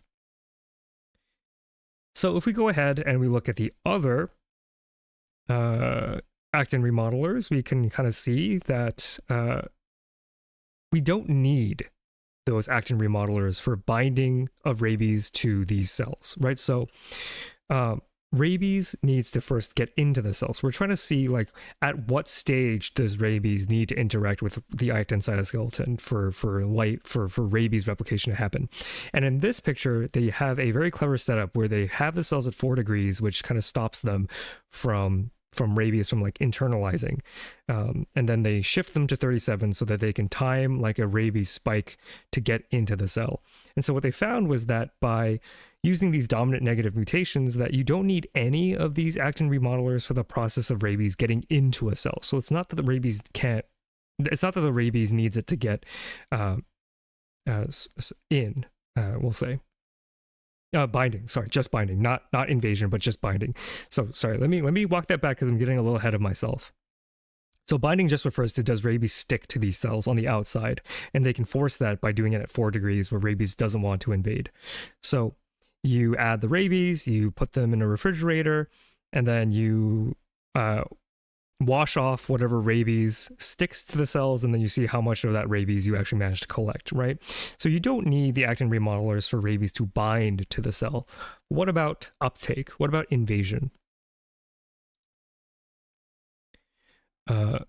So it turns out, and this is no surprise to anybody who's been in stream for the last 2 hours, that these other actin remodelers, Rho A, CDC42, they don't appear to be important for rabies to enter the cell either. But RAC1, you use this dominant negative mutation that stops RAC1 from working, and you actually find that rabies can't get in quite as well. So this is after you've moved from 4 degrees to 37 degrees, you've warmed up the cell, and then rabies is able to enter. But if you stop RAC1 from working, then rabies can't get in. So we've now ascribed some level of mechanistic detail between RAC1 and rabies, how they interact with each other, and it looks like rabies needs RAC1 to be around so that rabies can enter. Rabies moves via microtubules, right? That's correct. So this might not have to do with rabies movement, but something else. It's a common nomenclature in virus discussion to label its various gene products with single letter labels, right? That's how I've seen it, certainly. So RAC1 inhibition is consistent with JASP and LAT-A, indicating that RAC1's ability to remodel the actin cytoskeleton is important for viral entry. So this is the same experiment where we're looking at binding, entry, and replication, and it looks like if we add JASP, that this hurts the entry of rabies, but not replication or binding. Similarly, LAT-A. So the reason why we don't get those high titers in the previous plots of data could be due to the fact that rabies never got into the cell to replicate to begin with, which is interesting. So now it's becoming a little more clear. Rabies needs RAC1 in order to enter the cell.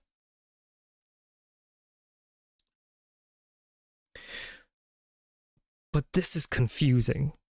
Oh, JASP. JASP is a toxic chemical that sponges make that prevents the actin cytoskeleton from disassembling. So it's one of these actin cytoskeleton poisons.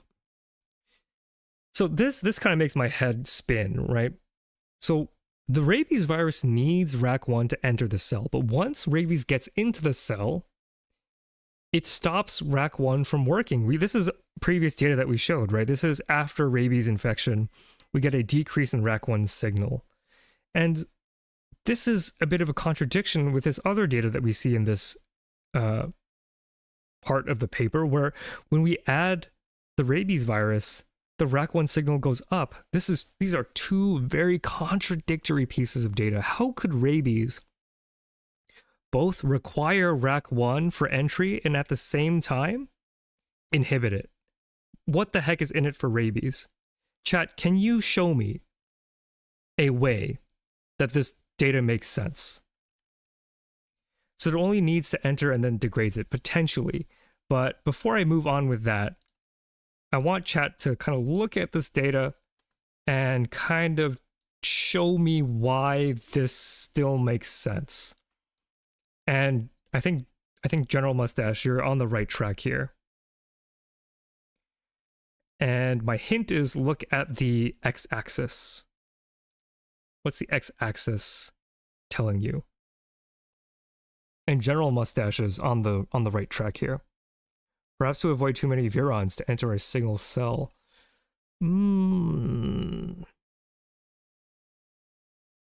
Certainly an interesting hypothesis. Interesting. I don't know about how common of a strategy that would be if there's like a mechanism by which viruses adapt to infect huge populations instead of focusing on single cells. Evolutionarily, I don't know if that makes as much sense to me because it's not like the density of nerves is like super high, because when rabies enters, it enters directly into the it enters directly into the muscle, which then passes off the rabies virus to neurons that are nearby. But there aren't like trillions competing for rabies spread. And rabies also doesn't spread very quickly either. Hours and minutes. Good job, Boba. Yes, here we are getting into the biphasic part of the paper, right? This seemingly contradictory result of rabies needing RAC1 to enter, but at the same time inhibiting RAC1, that's biphasic. That's rabies tackling RAC1 and manipulating it in two different ways. On the scale of days, yeah, rabies will deactivate RAC1 over 24 hours for sure, almost half the activity as before. But if we look at the time scale of hours, take a look at this. There's a period of time after you throw on that rabies virus that it actually improves RAC1 signaling, that there's more RAC1 signaling. Rabies is manipulating the RAC1 protein, making it do more work, and that work apparently is important for its entry into the cell. Very good, very good, very good, very good. Very, very, very good. Good job, chat. Just thought it might help with keeping the host alive without triggering immune response. Oh, okay, I see your angle here. So maybe it's downregulating RAC1 to prevent more viruses from overwhelming the cell and controlling its immune response. Certainly an interesting hypothesis. I do think that makes sense. I will never skip a Phylum Channel rabies video. That's good to know. I want to do more viruses so I can start talking about different viruses, but I don't want to spoil. I want to do like the 101 in the video, get all the views in the AdSense, and then after I've done the video, collect the hardcore appreciators and do these more in-depth dives. So I'm glad that, because I was kind of worried that no one's going to show up for Rabies Part 3, but enough of you did to make me feel pretty good about that. Maybe inhibiting RAC1 allows the virus to be transported faster into the next neuron. Maybe. I don't really know how that would work though. Could rabies evolution have selected for inhibiting RAC1 because it keeps the neurons from dying during viral overload? Yeah, so that's what the Gun Freak is suggesting. And I think that's an interesting hypothesis. Definitely some merit behind that. I wonder how you would test that. Ebola and its mucin-like domain is an interesting one. Ebola is on the list, and it is one that is closer to being done than you would expect. Maybe it's in the short list, the upcoming direct plans for maybe an early 2025, late 2024 release. So keep an eye out for that. If the time zone wouldn't get in my way, I might watch more of your streams. Yeah, I try. I played around with a couple of different time zones, and unfortunately this one slot appears to outperform my other slots, although occasionally I'll do Friday night EST. So good job, chat. You picked out how to make sense of this data, and the reason why it's confusing is because it's bi-directional, biphasic. On one time scale, the short time scale, it increases RAC1 signaling. On the long time scale, it decreases RAC1 signaling, and that in itself was pretty mysterious. So rabies regulation of RAC1 is biphasic. In early infection, you increase RAC1 signaling and you increase actin remodeling. That might be important for viral entry. So this could be due to the fact that you need actin to do things like clathrin-mediated endocytosis. So you might need the actin cell skeleton to be working in order to pinch off those pieces of membrane to internalize the virus. Certainly makes sense. And in late infection, you get a decrease in RAC1 signaling. You get increase in actin disassembly. You get that dendritic injury and you get that neuronal dysfunction, supposedly. Again, we did this in either kidney cells or cancerous neurons that aren't really like neurons, that are neuron-like cells. Oh, sorry, N2A, I think, are neurons that are, they're cancer cells that have been treated to differentiate into neuron-like cells. So they're not cancerous neurons, they're stem cells that became neuron-like, I believe. Is RAC1 necessary for the other cells to interact with the cell, immune cells in particular? It's an interesting question, and I don't know the answer to that, but just because RAC1 is responsible for so many things. Actually, I think it kind of does. Okay, let's see. I think I do mention that in a wrap-up slide. So what's in it for rabies? Yeah, okay, so RAC1 is involved with inflammation. It's not entirely clear if that is what you are getting at, because I tried to be as specific as possible to not overinterpret the data.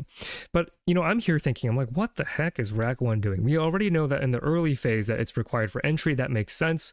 Maybe you need that actin to do the clathrin-mediated endocytosis to pull in the rabies to infect the cell. Totally makes sense. But then why get rid of it later? So what else does RAC1 do? I pulled up this list. So cytoskeletal rearrangement, that makes sense. Cancer. Of course, movement of cells is really important for cancer, and dividing cells are really important for cancer. So a protein that rearranges the cytoskeleton is going to be important for cancer. That just makes sense. Cell motility, we already saw that actin is important for cells that move. Cell-cell adhesion, right, we're skeletons. The contact points between different cells that requires actin. So RAC1's involved in that.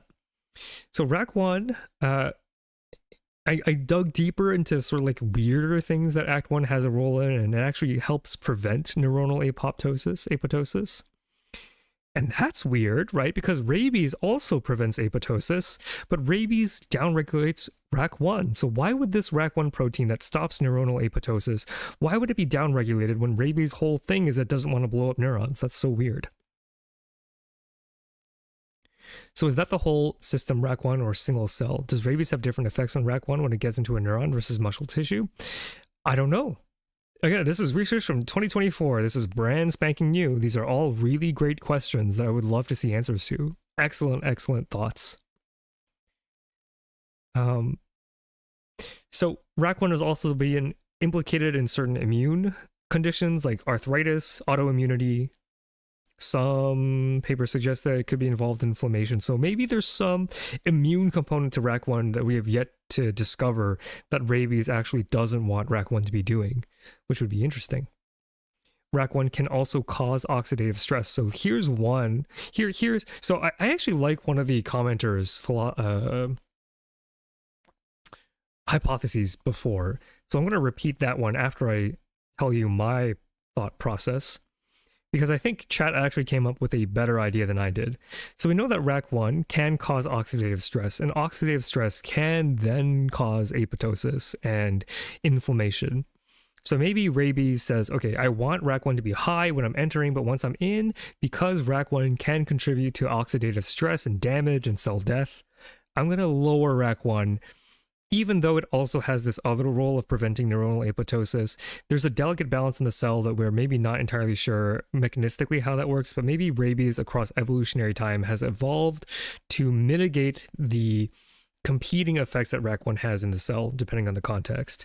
But I actually like chat's idea more.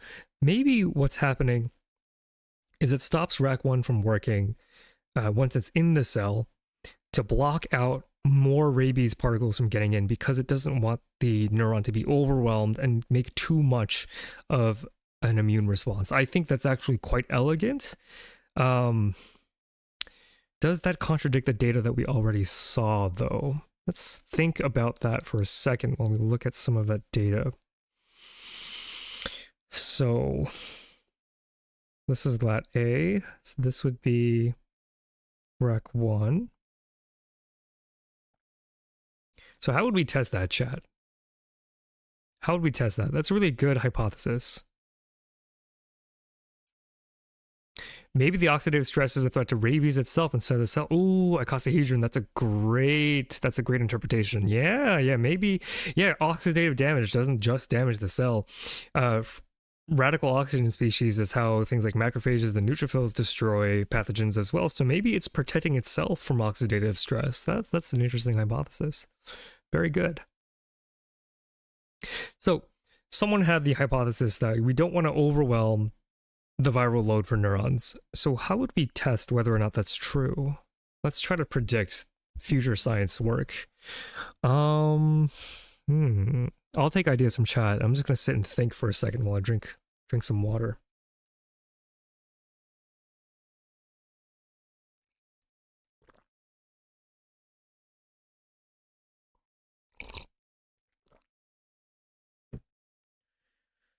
Allow rabies to enter and repeat the same entry test with the same cells after the initial rabies has entered. So but how do we test the opposite? So say that we did that, Aboba, say that we did that. We infected the cells at hour 0, and then at hour 24, we threw in another load of rabies. Like, how do we interpret that data? We need a control of some kind. So let's develop an idea. Maybe I can do this kind of impromptu, right? We're kind of at the end of the paper.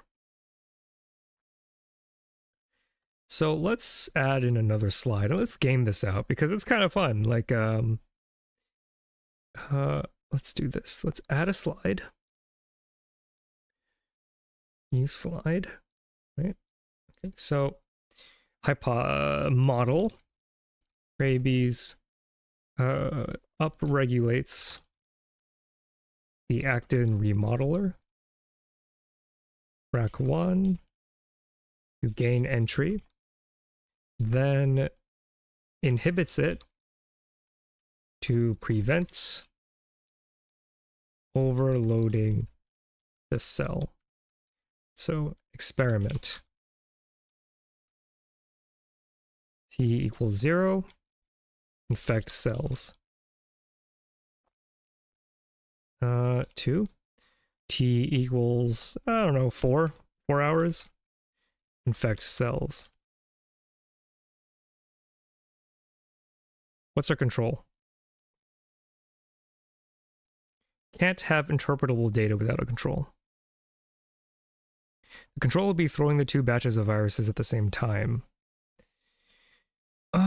The thing is here that if you just increase the amount of rabies, maybe you saturate the membranes, right? Maybe you just saturate as much the cell can handle at that particular time. Mock-infected cells itself would not be that useful, I think. Because then you just don't see rabies, right? We need to have a more clever way to test this model. This is fun. I like this. This is like very real world science kind of planning, which I think is cool. Dysfunctional rabies. So let's think about that. So if we can get but the thing is that dysfunctional in what way? So let's interrogate that line of thinking. What kind of, if you had a perfect rabies that did exactly what you wanted to do, what would it look like? Dysfunctional in what way? I don't hate that idea. I think it's quite good, but let's think if it's practical. Control. We have rabies mutant.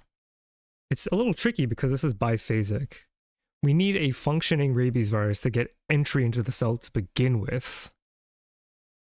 Ooh, okay, so what if, okay, what if, and I'm just spinning this out here, what if micro-injection?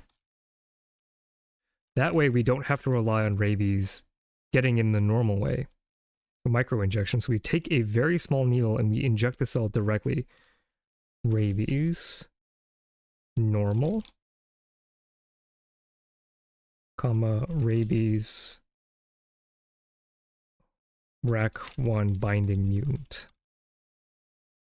Or RAC1 no dysregulation mutant.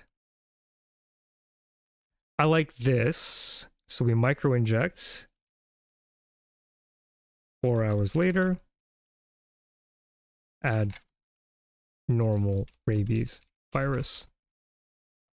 How's that sound, chat? I think that's pretty smart, because the issue here is that if we add a broken rabies virus, it's just not going to get into the cell. We need to sneak it into the cell so that we can actually test the dysregulation part. So let me write this out a little more cleanly here.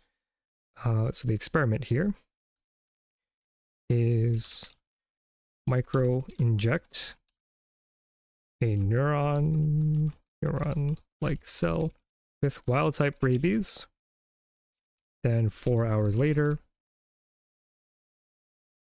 add rabies on the outside. Maybe label new rabies with GFP so that we know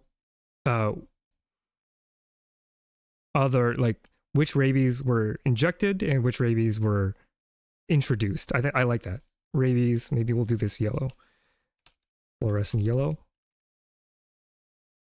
4 hours later, add rabies on the outside. Fluorescent green. That way we know how much of that new rabies, that second load, how much of that second load is actually introduced correctly. Then the second group, micro-inject a neuron/neuron-like cell with rabies that does not interact with RAC1. Fluorescing yellow. Then 4 hours later, add wild type rabies, fluorescing green. So what would we measure here? We would measure green fluorescence. I don't know, 4 hours post-infection, something like that. Yeah, I think that could work. I like that. I like that, chat. Good job, chat. As I was reading that, I was not looking at chat at all, so I'll catch up a little bit. Maybe have a culture which expresses the P protein at T equals 0 and try to infect it with rabies at T4. Yeah, okay, so maybe we don't even have to do the virus, although... Yeah, like pre-treating with P protein? Yeah, that's maybe a little easier. The gun freak, I think that I like that as well. I think there are pros and cons to both approaches, because just having purified P protein might be a more targeted hypothesis. Mine is a little more broad and a little more valid in a biological context. But again, multiple lines of evidence, it would be good to do both. So I agree with my experiment. I also like the gun freak's experiment. I think we should do both of those.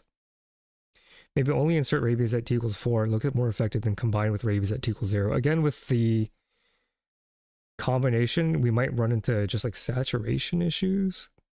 I guess we could control for total viral titer and have them be the same. Maybe. I think it's a little more messy, in my opinion. And bonnets.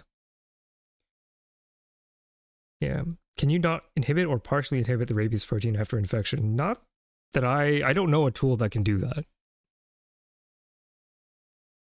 We do the first thing, but with normal RAC1 and a mutated RAC1 to see the effect it has on the second wave of rabies. The thing is that mutated RAC1 is going to stop rabies from getting in to begin with. It also might do other things to the cell that we don't want it to do, right? Like the whole correlation thing. Like we don't know what a mutated RAC1 is going to affect the cell in weird ways that might not have anything to do with how it interacts with rabies, so I'm not as big of a fan as that idea. We could also test if a higher virus load increases immunoresponse. That's a experiment that, it's not a knockout experiment. It would be consistent if we see a response that says yes, but it doesn't try to break the hypothesis, right? We want an experiment that tries to break the hypothesis. And what do I mean by that? If the higher virus load increases immunoresponse, then we go, okay, cool. That just makes sense. More virus equals more immunoresponse. But then if we don't, then that's just gonna be weird, right? It doesn't really offer us. I mean, it's good to do. Don't get me wrong. But it's not like the central experiment, the thing that will prove or disprove. I guess I shouldn't use the word prove in science, right? We want something that can disprove this. Could you not block the rabies attachment site with microinjection with antibodies?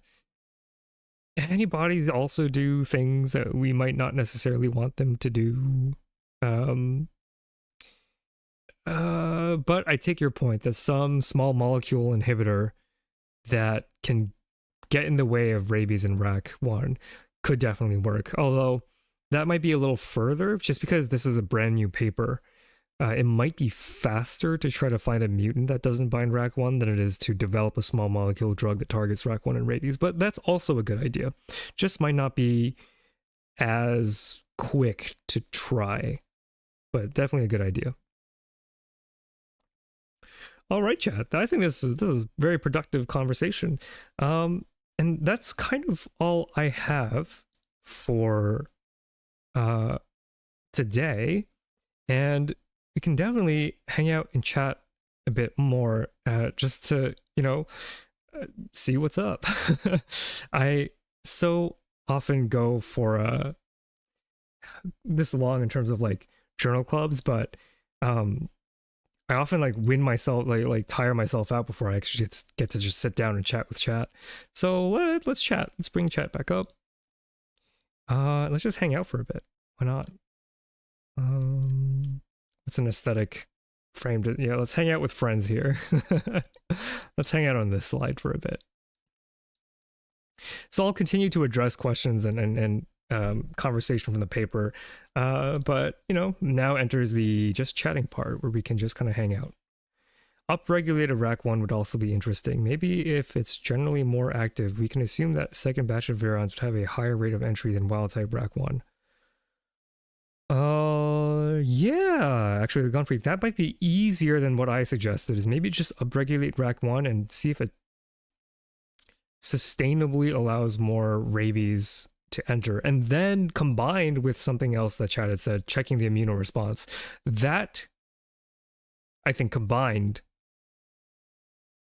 I think that tells a better story. I think I agree with that. I think that's cool.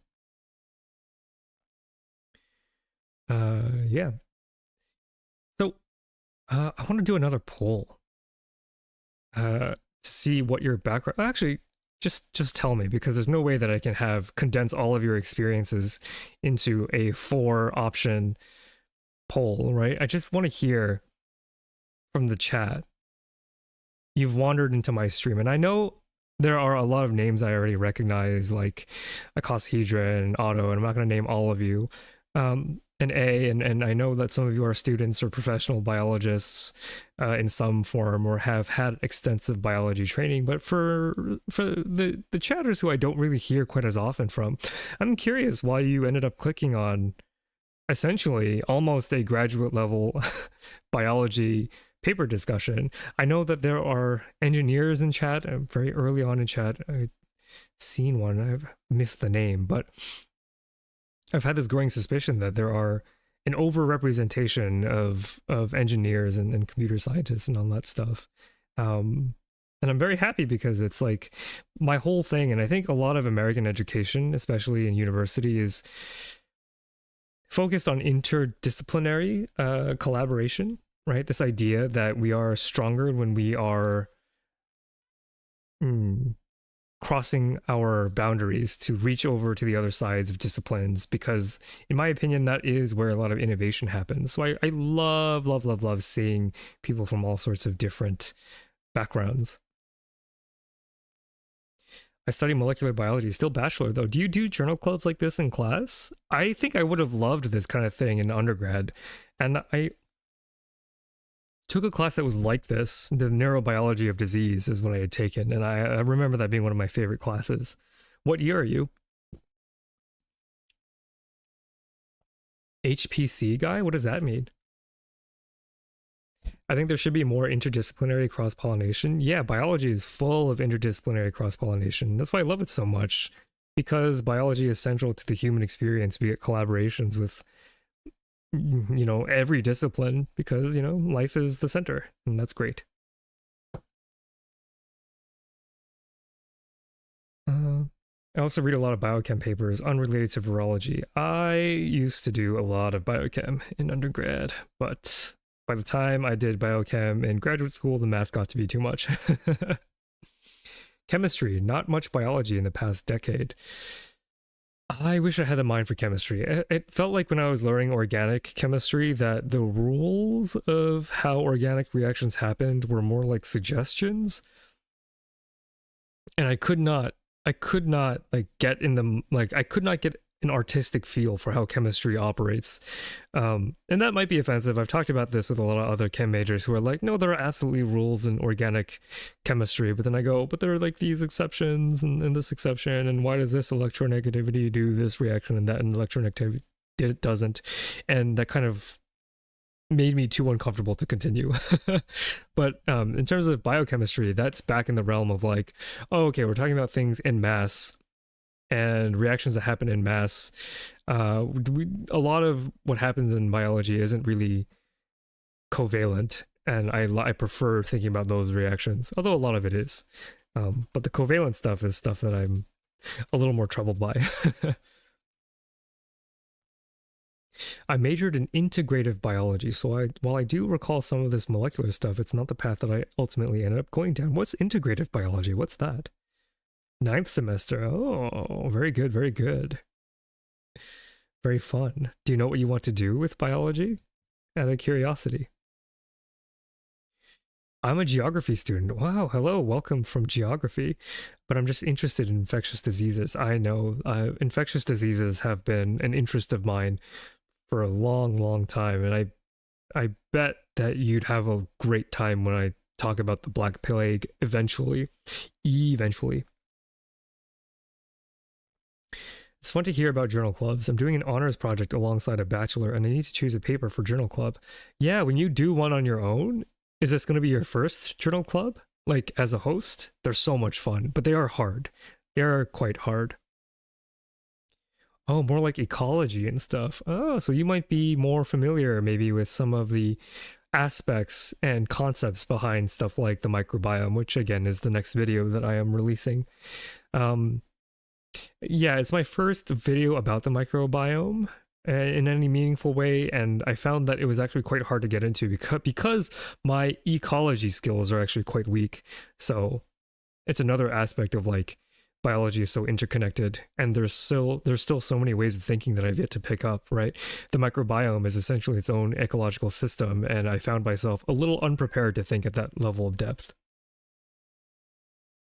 I'm in high school in senior year. I just got bored. I got interested in diseases during Ebola.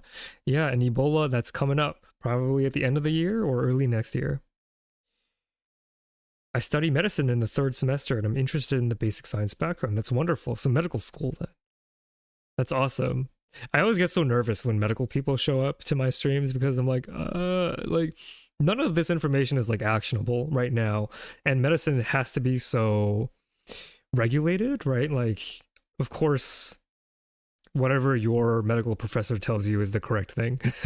Your medical instructor, that, whatever I say, ignore it until your medicine person says it too. Just because, there are retractions and errata, and science is evolving, and who knows. But I will say that I am genuinely happy to see medical people in these streams, just because it means I'm appealing to a version of myself that did go to medical school because I wanted to at some point. Ah, your first journal club. That's very exciting. I hope you find a great paper, and I hope you leave yourself enough time, because I don't know how many you've read in depth to this level. I know that when I was first starting to do journal clubs, it would take me like half a day, just because these are not easy papers to read. A master's would be my next goal. In terms of work, I'd love to go into research, not sure what else there is to do. Well, I teach, that's one. There's also consulting, biotech, if you want to do engineering stuff, a lot of different things. You could also do some government kind of work, regulatory, environmental testing, depending on what your background is. Of course, I loved graduate school. Job market, I'm not the person to ask about job market, but in terms of like getting more education, I'm generally a fan of learning more. Generally a fan. I'm a programmer, but I've been fascinated by biology, especially microbiology in school. I was thinking about a biology bachelor's, but sadly I'm bad in chemistry. I was also pretty bad in chemistry, as I just admitted. Organic didn't really make any sense to me. But in biology, as long as you have an okay understanding of chemistry, you'll get by. My background is in engineering, major in material science and bioengineering. Very exciting, very exciting. Right now doing a PhD in tissue engineering on cartilage. That's amazing. Yeah, that's awesome.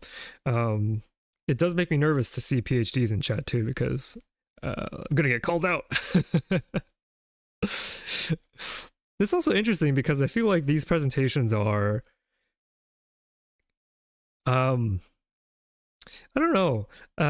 This is actually great feedback to have, but like, I assume because you stayed that you found it entertaining, but I actually think that this is a weird middle ground where this is very challenging for a non-biologist, but maybe too easy for a PhD student. But maybe you're not like, maybe that's okay. Maybe this is chill. This is a chill journal club for you instead of a stressful one. Delivery truck driver who just has elementary school, but thinking, should I do something else with my life? Sort of gotten large knowledge from deeper dives on streams and podcasts of this type. Yeah. I mean, I'll say like, I again, job market, I can't say anything whether or not this would be a good career pivot, but I'll never say no to people. But what I will say is that I cannot, in good conscience, be spokesperson or advocate for majoring in biology or switching into biology, just because you only do this line of work if you love it and if you don't care about money. Jobs aren't exactly secure all the time, biotech booms and busts, etc. I can't recommend it for a stable, healthy life. But if you love it, there's just no stopping you, right? If you love something deep enough, there's just not going to be any way that you stop doing what you love. So I'm conflicted. But if you do end up choosing biology, I wish you all the luck and more. In my last year of high school, I want to work in biotech one day because of Jurassic Park. Very, very cool. Yeah. Jurassic Park did a lot for the biology community in terms of the number of people inspired to work in that line of work. So that's very interesting. Bachelor of Communications, and I work in research, not scientific, just sort of general investigation. Very cool, very cool. What brings you to these like very high level biology streams? That I'm interested, especially from a major that is so different. Molecular biomaster student, mostly epigenetics and cancer here. Wish I could be more active in the convo, but it's 3 a.m. Please go get some sleep. The VOD will be here in the morning. Would have loved something like this during undergrad though. Yeah, I will. 3 a.m. My goodness, that's halfway across the world. Occasionally there will be the odd Friday evening EST stream. Maybe you'll be able to catch some of those. I'm also in my last year of high school, preparing to go into medicine. So are you in a system that allows you to go directly into medicine, or are you going to do like a normal 4-year and then into medicine? That's typically what happens in the US, with very few exceptions. Anything more technical is usually getting you a job fast. I think technical chemistry is popular. Yeah. It's not, biology is not the best to make money. But again, if you love it, there's not going to be any way that people are going to stop you. My soothing voice is one of the big selling points. Thank you. This is such a meme and like a cliche at this point, but After a decade of making content, I hated my voice up until like 3 months into the Fi channel when I discovered Discord filters. Turns out if I add a little more bass and then change some of the levels, I actually do find that my voice is listenable, so it's nice. My background is mostly physics, math, chemistry, so I missed a lot of the university level biology. So looking at the stream to catch up with how biologists think, what techniques they use. Interesting. I see. So this might actually genuinely serve some level of purpose for you, because while I'm not in these streams giving you a robust biology background, these are at least methods of investigation which can be useful for your PhD. So that's cool.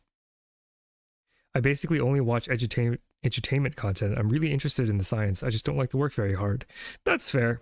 I mean, that's why like I classify myself as edutainment. I don't know. Could be in the future. If I were to do an education, like pure education, it would look a lot more like the Amoeba Sisters or something, where the goal is for you to break down an idea for your classes. But this is, again, yeah, more for education. It's sad that there isn't a lot of money put into this research, but understandable. Science isn't interesting for people when it doesn't immediately make a profit. I mean, I don't know if I agree with that, because there is money in biology. It's just not typically given to the researchers.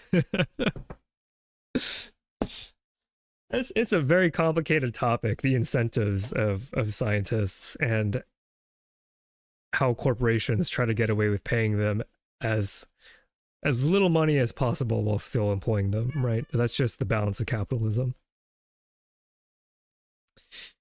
In my country, after high school, there is 6 years of Faculty of Medicine. Oh, interesting. So you can just commit directly. That is tough, I think. I used to think that I wanted to do that. But actually going to a 4-year made me realize that I actually don't want to see patients. And I just like science. This is unsolicited advice, but because I feel a spiritual connection to all pre-meds, I'll say I would only commit to a life of medicine if you've tried it before. Like if you've gotten an internship somewhere and you've seen the 9 to 5 of a doctor's life, or more accurately, the 6 to 7 lifestyle, 6 a.m. to 7 p.m. lifestyle that a doctor can have, or sometimes the 8 to 8 a.m. to 8 a.m. lifestyle that a doctor can have before you commit, because you are still quite young. And I just feel kind of nervous for any young person willing to commit to medicine. That's not to say that like I don't believe in you. It's just that like I myself was very committed to medicine up until the age of like 20. And I think I would have been devastated if I locked in at medical school at that early of an age. What would be ways to make a lot of money as a biologist? Consulting or biotech. So go and work for a company that creates technologies to do things like cure cancer, or go be a consultant for a company that wants to do that. Two very, very lucrative, not easy, but lucrative fields. That's like generally where the money is at. Or, you know, do medicine. In our system, there is a 6-year, but split up into 3 years of bachelor's and 3 years of master's, and in between you could switch. Oh, so there's some flexibility. That's good there. Flexibility is always good, I think. Although sometimes you run into students who can't decide what they want to do, and they switch all the time, and that can get quite difficult, because there's a balance, right? There's a balance between flexibility, saying like, oh, you know, it's like option paralysis. There are some students who can't decide because they're afraid to commit to something. I think it's more like the philosophy should be, you should rule out stuff that you would hate and then just do something that you don't hate for a while and then figure out what you want to do from there. It turns out that I knew when I had my conversation with my pre-health advisor that I would hate doing medicine. And then what was left on the table was being a biologist, which turned out to be the right choice for me.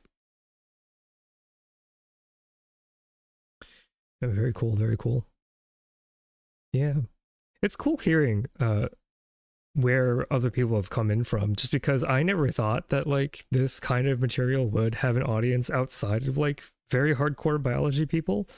And it's always very encouraging that essentially there's a full classroom in here every time I do this. I'll say that like I've been procrastinating the biochemistry 101 for a bit of time, as well as the lipid biomolecule stream, because I've been doing journal clubs and stuff like that and other non-related content. And one of my goals when I started this channel was to do like a complete 101. And I'm wondering how the audience changes between these journal clubs, where it's like I try to give you as much context as possible to make the story understandable, versus the more education focused 101 series, where that's like more in line with what I would consider teaching versus entertainment, which is what this actually is. So I should really get on that. I can't find like a good angle to tackle the lipid problem, and I'm wondering if I even need to. Pretty weird. Biochem was one of my favorite lectures. It's really cool. I need an angle that I like before I go into it. And the thing with numbers is that numbers aren't really friendly, and that can be kind of a difficult barrier to get over. In my country, there's also an option for 6 years education, which is like a bachelor's plus master's in one pack, which is why I'm now halfway to graduate as a ballistics engineer. Whoa. It's really interesting for me, but for me, computer science makes more money. Yeah, unfortunately, now we're going through a bit of a rough time with tech in terms of employment, at least in the US here. You know, I was recommending everybody do computer science if they want money not too long ago, and now it's all changed. But no need to get into sort of the more depressing kind of takes there. Yeah, have a sip of my water.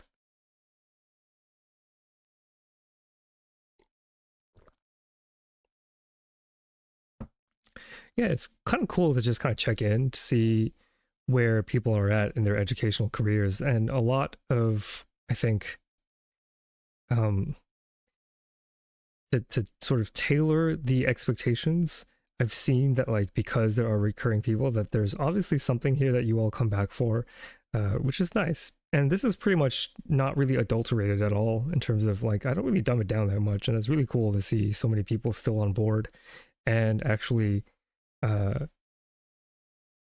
coming up with better ideas than I did in that stream. I don't remember who it was that had that great idea and then continue to refine and improve. But like, I don't know, it just shows that you can, anybody can do biology, I think. Doesn't matter what your background is. It just takes a little walking through. To me, it's all lenses and tools. Perhaps they can be recombined for a novel form of sight. Not sure what you're referring to there. I also love that you try to interact with chat, ask us something. Yeah, because my favorite part of graduate school was my advisor asking me questions and then feeling smart when I had an answer that the professor didn't think of. That showed that I was able to push them to the brink of their knowledge. And chat, every time I do a journal club, there will be a couple of comments that push against what I myself know. And to me, that's a great feeling, because it's probably a good feeling for you too. What's your take on physical chemistry? Too hard, too hard. Back when I... Okay, this is actually a great question for chat. In your various backgrounds, did you notice a trend in the quality of your instructors across different disciplines? Any correlations going from one discipline to another? So I'll go first. All of my English professors were great. They all were very interactive. They read my papers carefully, offered great feedback, even offered to meet during office hours and talk about how I can improve my writing or help understand some of these difficult books that they had me read. Very kind, very patient, probably underpaid, unfortunately, but even so, they gave me their time, which was great. My biology professors Mostly hits, a couple of misses. Some of those older professors that don't want to teach, you can very much tell. Some of my physics professors were okay, although a decent chunk of them would just write formulas on the board and derivations, and it would just be classes full of derivations. And then chemistry for me personally has either been incredible hits or complete disasters. That's just my personal experience. I find that when you move towards the physics side of things, that the potential for an instructor to just be terrible, it increases. That's my personal observation. So that's why I want to ask chat, if some of you who are in the more physical sciences, away from math, more towards the away from biology, more towards math, that side of things, I wonder if that is consistent with what you have observed, out of curiosity. Because most of my professors were fine, but in chemistry, it was like amazing hit or just trash fire. So on physical chemistry, I had heard a reputation that our physical chemistry professor was one of these trash fire professors. So I just never bothered taking it. What little physical chemistry I got in a graduate class in biochemistry, and we learned just enough to have an operational understanding of how biochemistry works. I will say it sounds very cool. I never granted myself the opportunity to take that more seriously. The more information theoretical lenses apply to other domains or chemistries that allow inspection of systems otherwise opaque, for example. Information theoretical lenses apply to other domains. Oh, like maybe meta approaches, like the approach of a biologist may allow a chemist to work out their stuff. Yeah, I think so. Different modalities of thinking. A volunteer firefighter and working as an assistant as in a kindergarten as a part-time job. Incredible diversity of spread of professions in chat. Just crazy that we're all here talking about a paper released in 2024 on the rabies virus. Very thankful. Not gonna lie, physical chemistry really made me understand the principles of everything. My physical chem professor was really good, but only 4 people ever showed up to his lectures. That's terrible. That's terribly sad. My high school chemistry teacher was so awful and vindictive. When I failed the class the second time, I had to retake it at a college and ended up getting a B because the teacher was normal. My biology professors are horrible. My physics professor is all right. My chemistry professors were all right. Professors in math were always great. I agree with the math part. Math professors are just... I don't think I've ever had a bad math professor. They got it going on. They care a lot about pedagogy. So I'm guessing that it's just my particular bad roll of the dice that I never got into chemistry. It's just the way that it was explained to me made very little sense. And no matter how hard I worked, I found that it just wouldn't click for me. So maybe that's low rolling on chemistry professors in my education. My anatomy professors were goated. Biology was also good. Biochemistry literally did a lecture speed run, a 2-hour lecture in one. I like it because I got to leave early and it was an easy module. Biochemistry in the context of medicine, right? Can't imagine that that's too bad. It's right.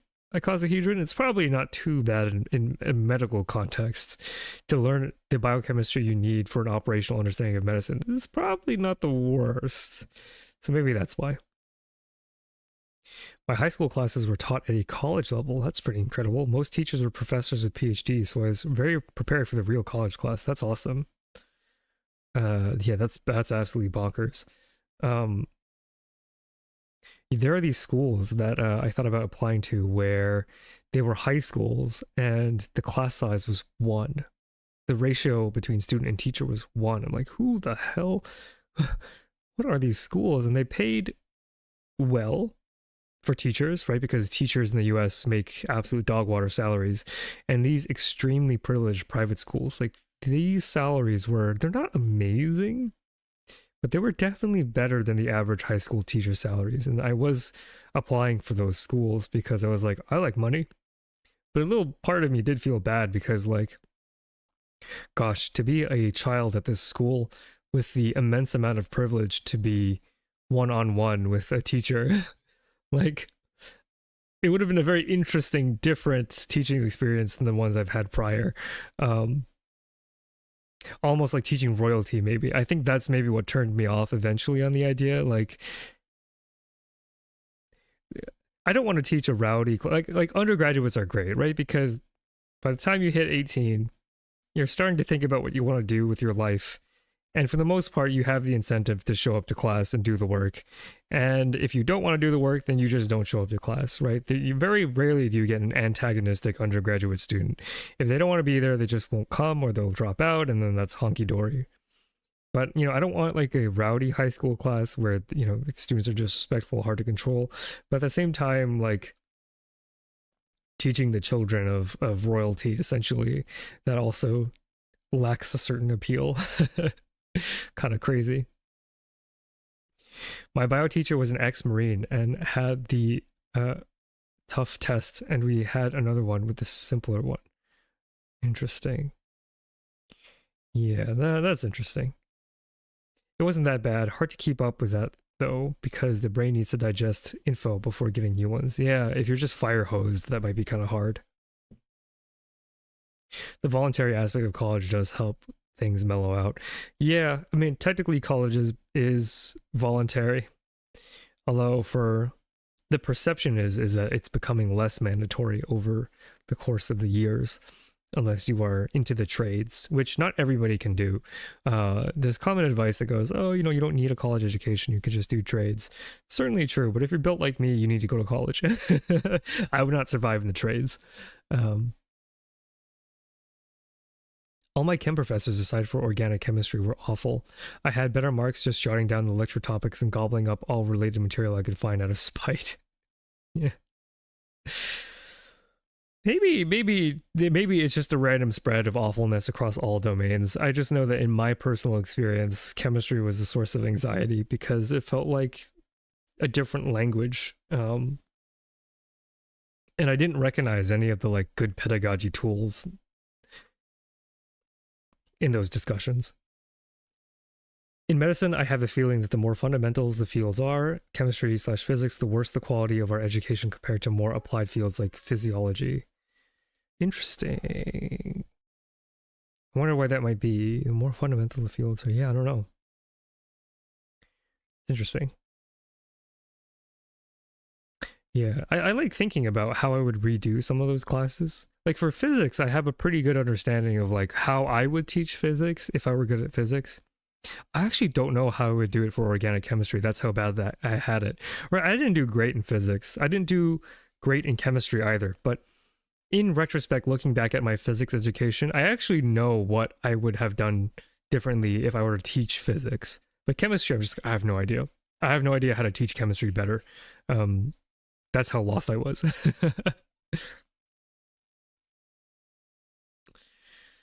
Yeah, I mean, I'm sure there are great chemistry educators out there. I just think that because it sits in between physics, which is math, and biology, which is not math, it's like in this weird middle ground of there are hard-ish rules sometimes, and then there are soft-ish rules sometimes, and like that really bothered me.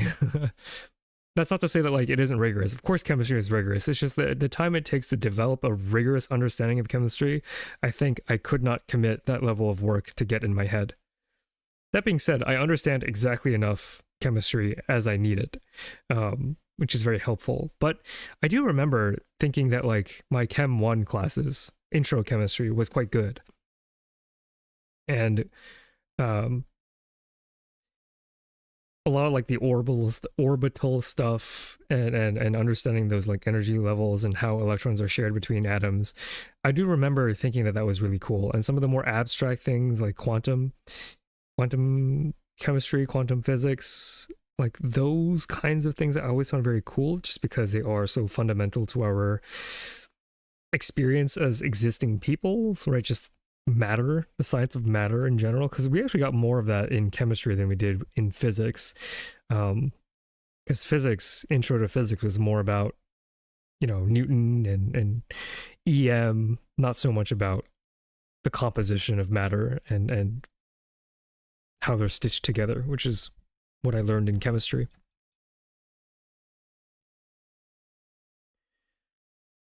I think the only bad professor I've gotten so far was in the material science class, maybe also the chemistry teacher in school.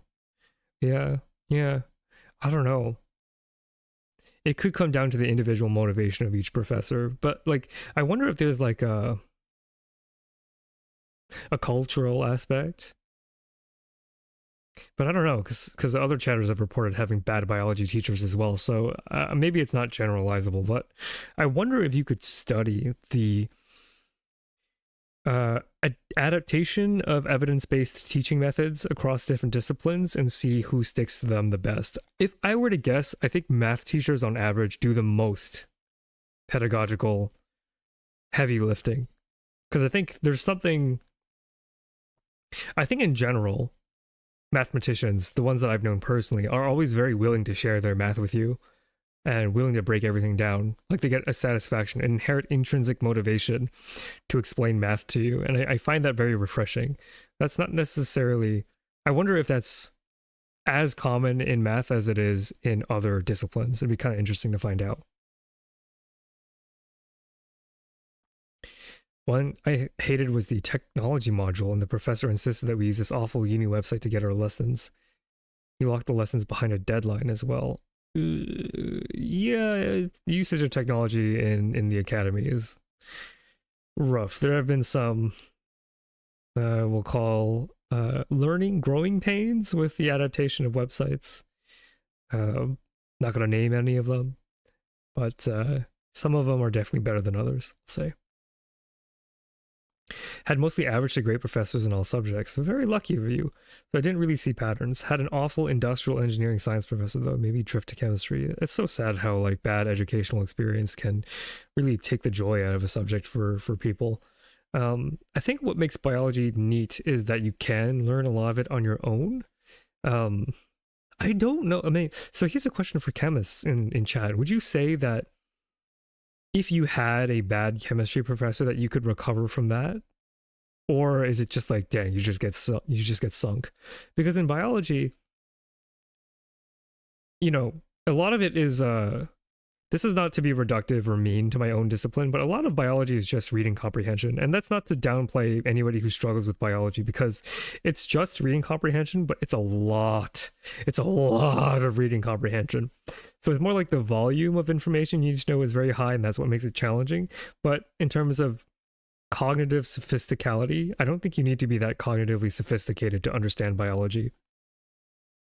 So I'm wondering, like, for the chemists in chat, or for people that have had bad chemistry professors and stayed in chemistry, if you think that it is self-teachable using whatever resources you have online. Because I think maybe that's what makes it feel like the chemistry professors were worse, that I didn't have recourse, that if I had a bad chemistry professor, I just felt like I didn't have other options. Maybe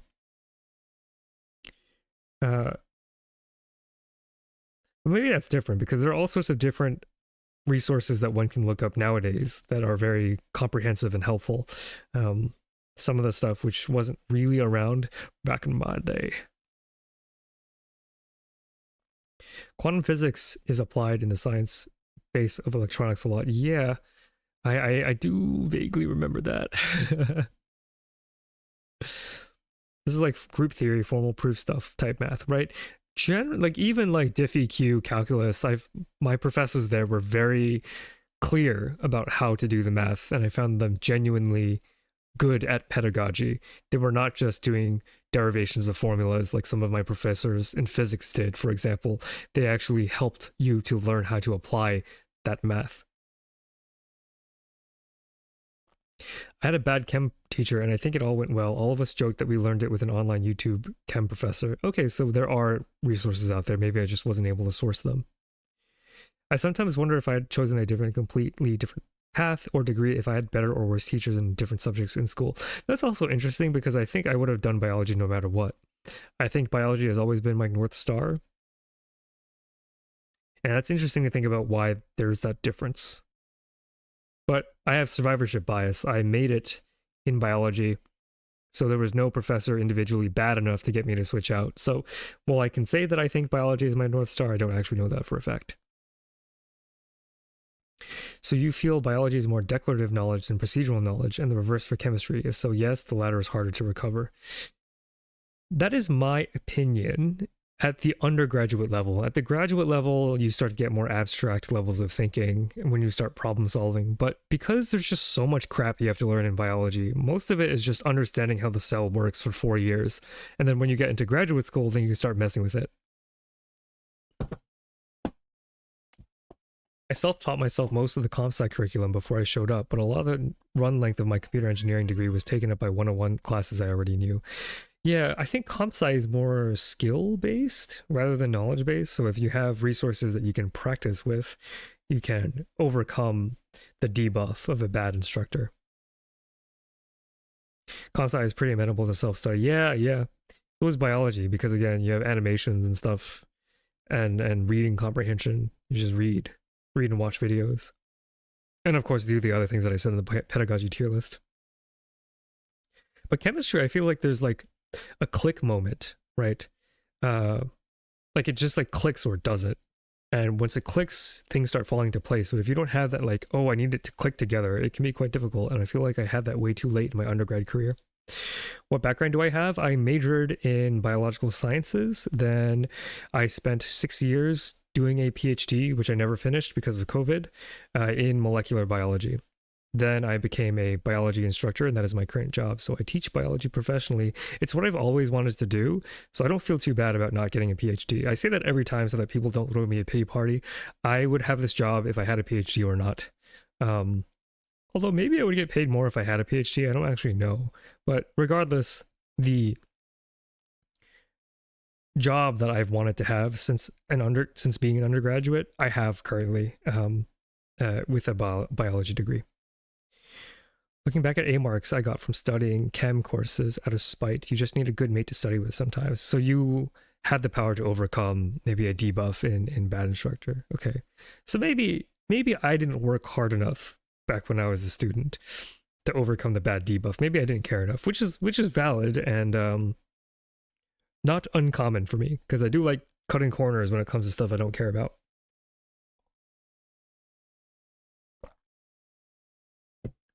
Bioanimations do help, but I guess it's not actually working with the material. It depends. Some of these pathways can get so complex, like just looking at a diagram in a textbook of RTK signaling, it gets quite hard to... Well, actually, that's a bad example. The diagrams do a pretty good job there. Something like the cell cycle is nice to see in video format. What else? Anything 3D that requires the 3D perspective. Transcription. Oh, yeah. DNA replication without animations is actually quite difficult, quite challenging. I mean, I know people in the past did it without the use of video, but like having video to understand how the replication fork works is just really, really helpful to see it all at once. All right. Okay. Let's see.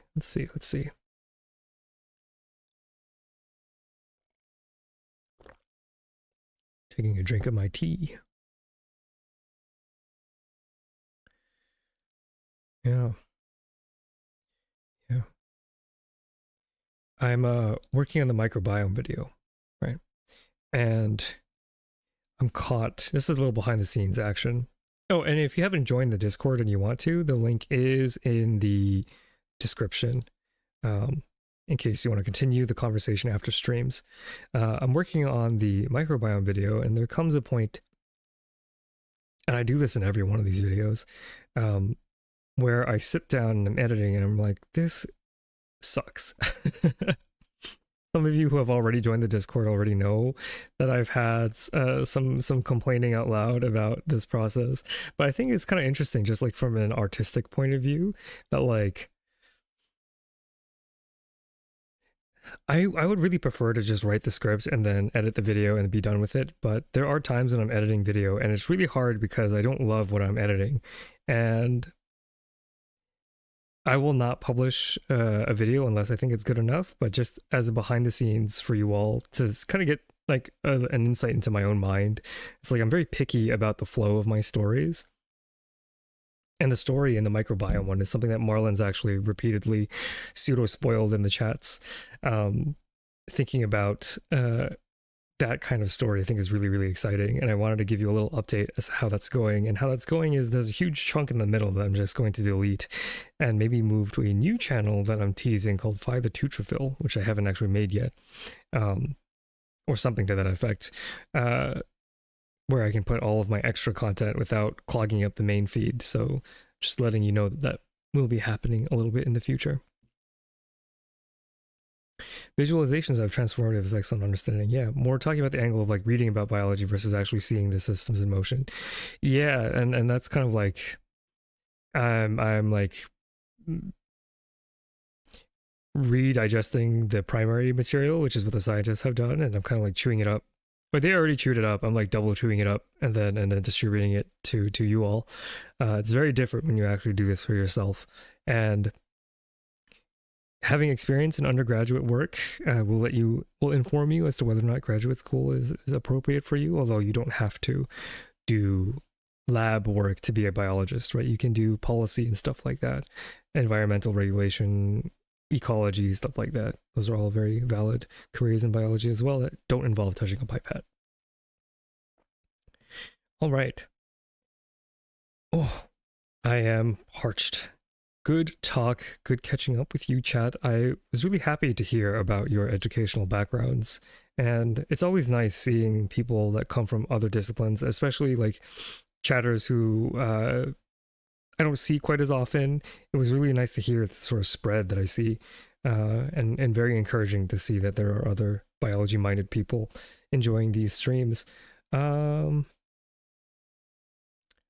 So I will take some ideas for the next journal club if there are people that have suggestions. So the rule is, and this will be the last thing I do before signing off, the rule is that I won't cover a new bacteria or virus or pathogen just because I like to do a full video first.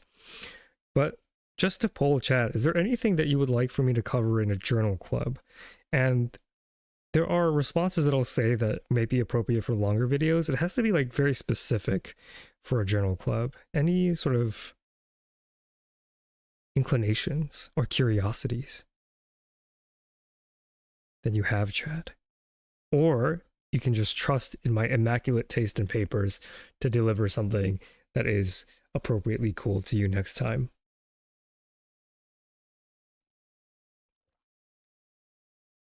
Any suggestions? And if there aren't, that's totally cool. We can also call it a stream here. It has to be a biology paper, right? Yeah, yeah.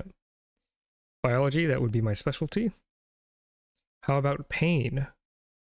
So that's interesting. That would fit under the thing that, like, under the title of stuff that I would likely not cover as a video. So let's see. Let's take some notes here so I don't have to watch the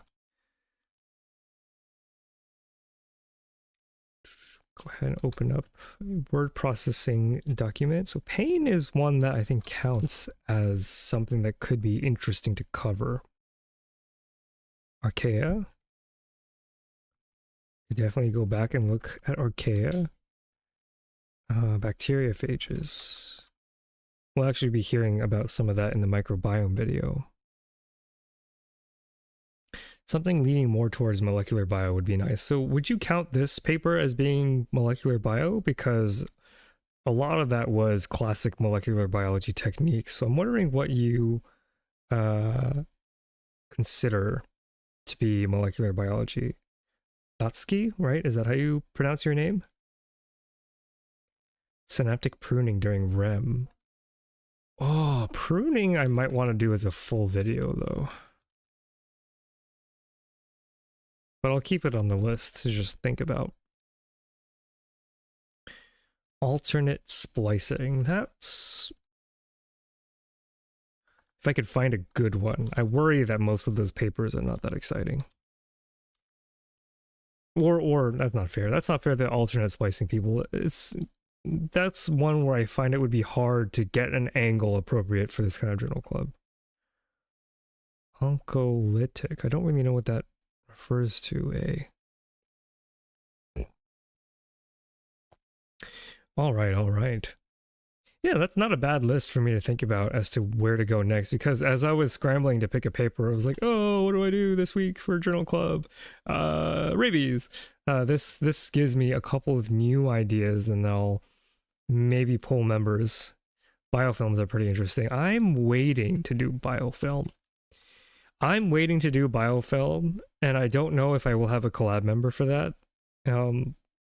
There's somebody that I'm interested. I won't say their name because I don't want to like put any pressure on them, but there's another VTuber out there that I would like to collaborate with to discuss biofilms. It probably should reach out to them again. Because if it doesn't happen, I don't want to like people to assume there's like bad blood between us or anything. But that's one where I would like to have a collab partner to talk about, because biofilms are really interesting. And once I do the first one as a collab, then I can, I think, go hard on biofilms, and that would be pretty cool. Cover some classic biological methods of research, or more explain as you go through papers what each method is doing. So I tried to do that with the COVID paper that I did when I had COVID. What do you mean, like, because like everything I covered here was pretty classic. Western blots, right? Genetic mutation, immunofluorescence, reverse genetics, IDK, if that's the correct English translation. Reverse transcription, maybe like what HIV does. Reverse genetics is a thing. I just don't know if that's what you're referring to. I don't remember which one is forward genetics and which one is reverse genetics, but they're always talked about as different strategies. Classic biological methods of research. Yeah, everything in this paper was pretty classic stuff, using methods that any biology PhD students will have learned about in their formal studies. Reverse genetics. So maybe genetics paper. I'm less comfortable with genetics because I'm not too much of a computational person, but it would be good to challenge myself to read some of these papers that are outside of my direct field of comfort. Because like Western blots, immunofluorescence, that's my peanut butter and jelly, right? That's my jam. Genetics is a little harder for me. Okay, I think this is a very nice looking list, and it gives me plenty to think about what to cover for the next journal club, which hopefully will be also on a weekend or maybe Friday evening. I don't really know how the next week will shake out, as I rarely ever do, but you know, thank you all for showing up to this stream. I'm gonna see if I know if there's anybody streaming right now that I can raid into. Doesn't look like anybody I know is streaming at this moment, so we'll just call it a day there then. Thanks for showing up, and thanks for these great ideas. I will see you next week, hopefully, potentially, and also in the Discord if you haven't joined. Bye, y'all. Bye. Thanks for showing up. Bye.